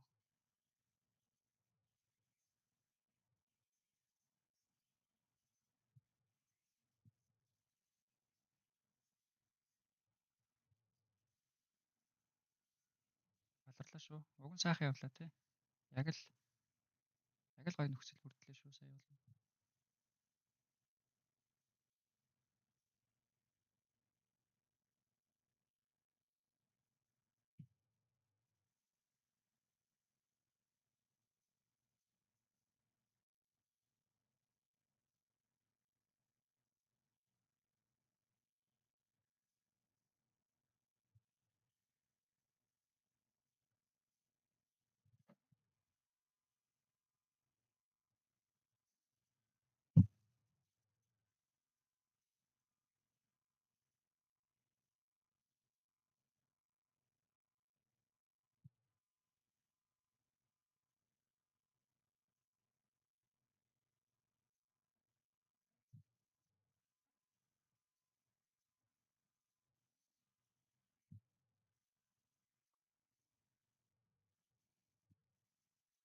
Одоо ингээд арга барил ёсоор болвол энэ ингээд одоо явж байгаа 4 цагийн дээд зөвс үг. Аваас дээрээс 1 цагийн ч дээд зөвс үг.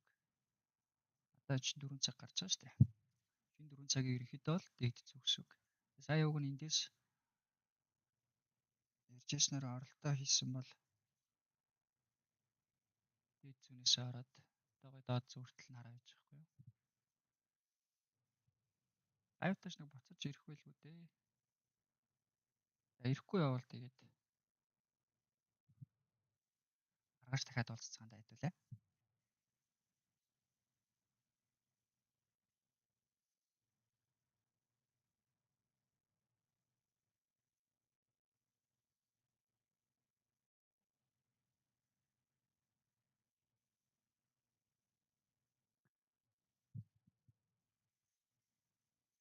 Аз өвдөж байгаа хүмүүс тэгээд манайхаа өнөөдөр жишээ нь яг оролтын төлөвлөгөө яаж гаргасан, яаж шинжилгээсэн гэдэг бүгдийг анзаарч харсан байлгүй. Ер нь бол гоё оролтын нөхцөл уг нь бүрдлээ. Наач жоохон анхаарал сулаасаа болоод алдчихлаа. Би харин лайв дээр ингэж юм аа. Юм ярьж байгаад. Өдөр бол оролтын нөхцөл бол бүрдээгүй шүү дээ. Яг хуу доошоо гэдгээ бол мэдчихсэн. Тэгвэл яг за энэ нөхцөл бүрдэхээр орно гэдээ ярьжсэн. Тэгээ тэр нөхцөл нь бүрдээгүй шууд яваад өгсөн учраас оролт бол хийгээгүй. Өнөөдөр бол уг нь бүрдлээ.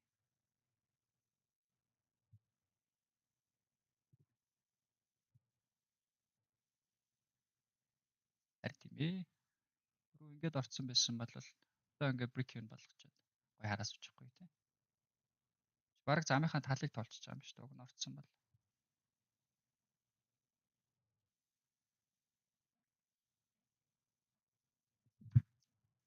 Аах уу. Нэг харамж чадах юм шиг л дээ.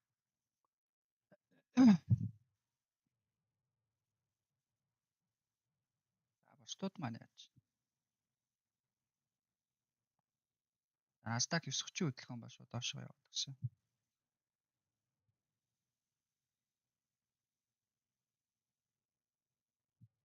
За энэ дөрөв ч угаасаа доошоо хөдөлгөөнтэй. За энэ дөрөв ч гэсэндээ доошоо.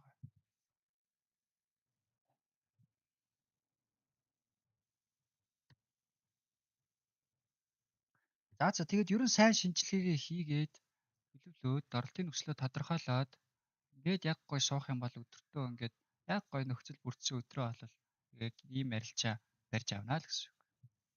Ийм арилжаа. Одоо араас нь орохоос чударлаа л та яваад өглөө. 4010 хүртэл харж ирсэн шүү дээ. Нэг эл чинь тэгээд одоо энэ нөхцөлд яг би дахиад сонгогдно л та. Зөөгдөн л та.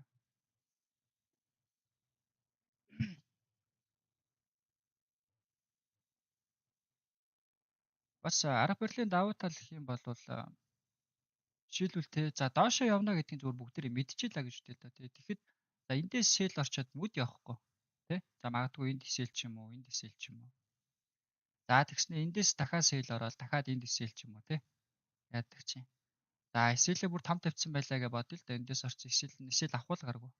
Гэхдээ эн чинь одоо жишээ нь ингээд доошоо TP очтлоо ингээд 2-3 цаг ингэж үлээ үзнэ гэсэн үг шүү дээ. Тэгээ энэ хооронд чи бүрийн сэтгэл хувирна. Доошоо ороод ирэнгүүт нь нэмж барина, брейкинг болгоно.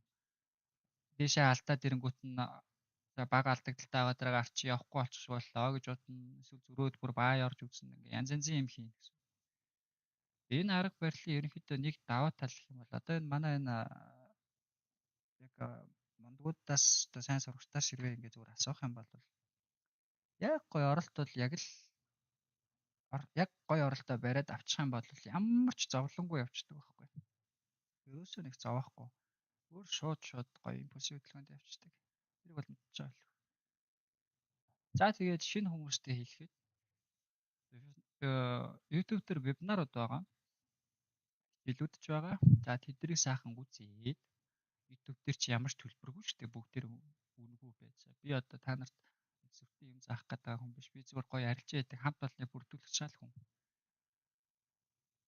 Тийм болохоор тэгээд энд байгаа хичээлүүдийг гоё үзээд, суралцаад, Discord-д орж ирээд, хоорондоо сайхан ярилцаад, идэвхтэй байгаа, санаачлахтай энэ яадын, тэр яадын гэдэг эргэлзээтэй зүйлсээ гоё асуугаад гоё хамт олон болоод хоорондоо найзлаад хөрлөөд яваараа. Энэ дунд чинь мундаг арилжаач зөндөө байгаа.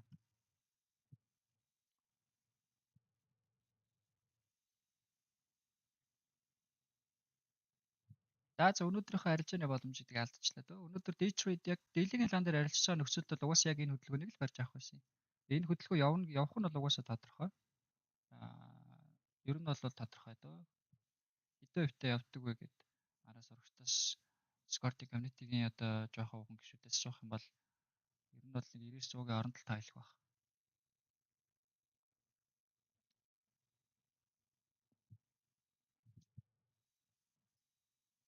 За өнөөдрийн лайв ингээд дуусгая да. За юутайч. Лайвын гол зорилго бол шинжилгээ яаж хийж байгаа. За тэгээд дээрэс нь оролтын нөхцлөө яаж одоо тодорхойлж байгаа, тэрийг яаж хүлээж байгаа. Тэгээд ханшийн тухайн явж байгаа хөдөлгөөнөөс одоо ханшийг уншаад за окей энэ чинээс оролт хийх юм байна. За энд өсөлтийн хөдөлгөөн дуусчин, эндээс шээлдэ, энэ дундалтын хөдөлгөөн дуусчин, эндээс байтя гэдэг ерөнхийдөө зүйлсүүдийг яг практик дадлагыг би та нарт олгох гэж энэ лайвыг бол хийж байгаа. Бусдаар энэ сигнал өгөх зорилготой лайв бол биш. Би сигнал өгдөг хүн бол биш. Тэрийг бол өмнө нь зөндөө хэлсэн. Тэр би сурахгүй би зүгээр хүмүүсээс зүгээр сигнал аваад арилжаа хийгээд ашигтай баймаар ингэж бодож байгаа хүмүүс бол тэр өөр сигнал зардаг хүмүүс төлбөрөлөө сигнал аваад явсан дээр байна. Эсвэргээрээ Надад сигнал хэрэггүй. Би өөрөө өөртөө сигнал өгөх хэмжээнд очтлоо сайхан суралцмаар байна гэж бодож байгаа хүмүүс нь бол энэ бол танд тохирсон газар шүү гэж хэлмээр байна. За тэгээд хэдэн асуулт байна уу? Одоо нэг хэдэн асуулт байвал хэдүүлээ хоорондоо ярилцаад заавал асуулт гоё юмнууд ярьж болно шүү дээ. Тэгээд лайв хэдүүлээ дуусгая. Өнөөдөр угаасаа харж ирсэн арилжаа хэлхөө угаасаа явчлаа. Хэдүүлээ уг нь айгүй зөв тодорхойлсон ч дааж алдчихлаа.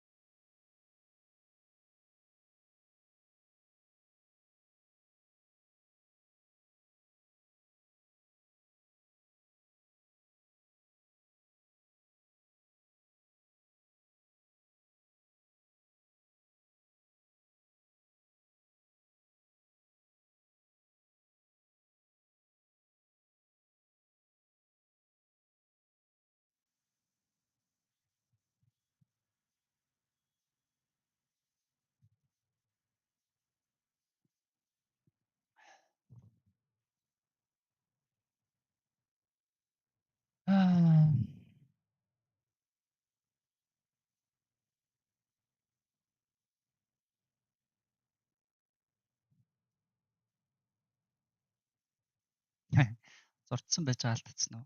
Ялгаагүй шүү зүгээр шүү дээ. Би чинь арилжааны зүгээр нэг та би яг лайвын төгсгөлд сонсож байгаа хүмүүстэй надад яг нэг юм хэлээ. Та гэхдээ яг энийг ерөөсөө нөгөө нэг яг ашиг төрөх ер нь гол төлхүүр гэж бодож ойлгоход болно шүү. За сэтгэл зүйн хувьд ганц хоёр арилжаагаар одоо нэг цөм аваад ашигтай болно гэдэг зүйл угаасаа байхгүй заяа. Тэр бол мянгад ганц чинь мянган данс шатааж иж ганцт нь нэг гайгүй ашиг хийх бах. Тэгээд чи тэр олсон ашигаа бас зөв менеж хийж чадах уугүй гэдэг чинь бас тусдаа асуудал болчдөг байхгүй. Тэр үү штий. Хамгийн чухал зүйл чинь арилжаа гэдэг зүйлийг яг ажил гэж бодох хэрэгтэй. Энэ чинь өөрөө ажил байхгүй юу?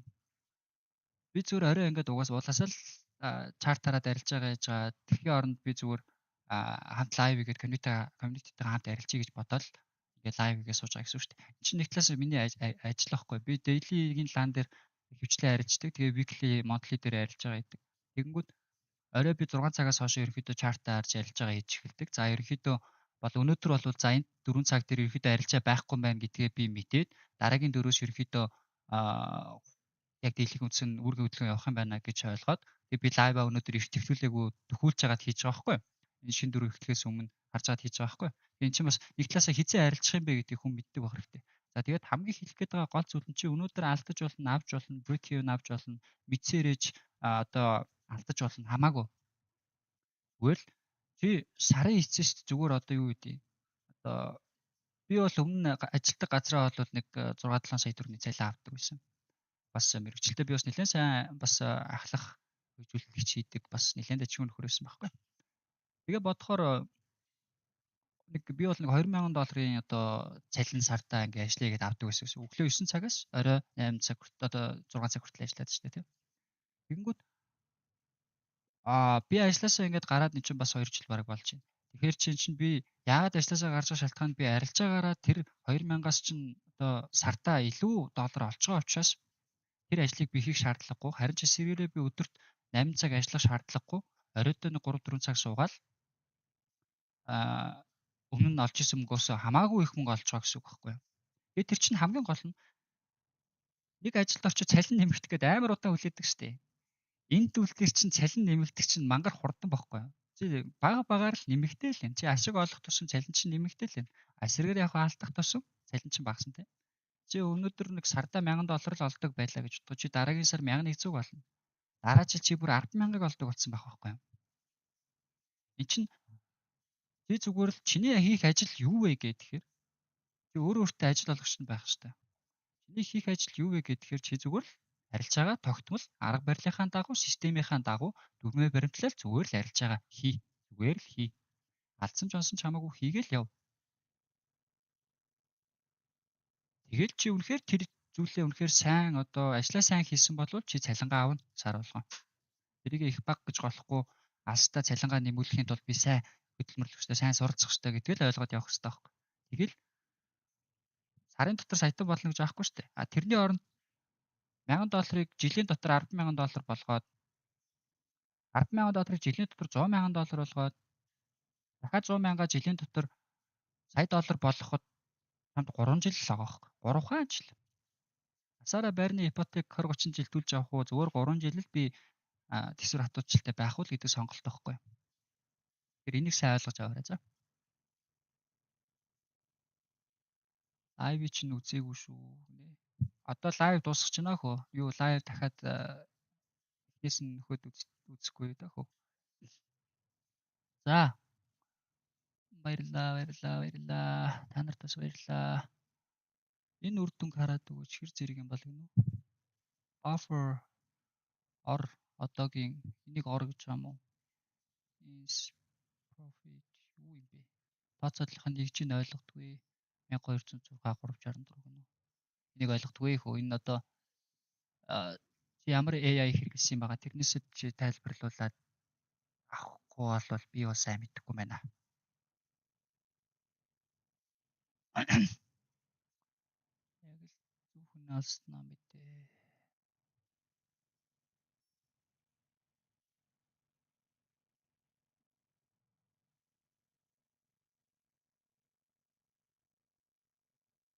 Тэ ер нь тийштэй.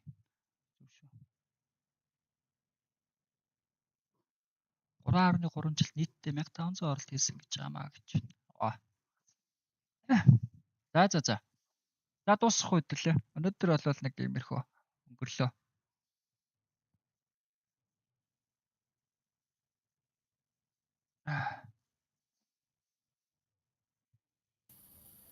За баярлаа.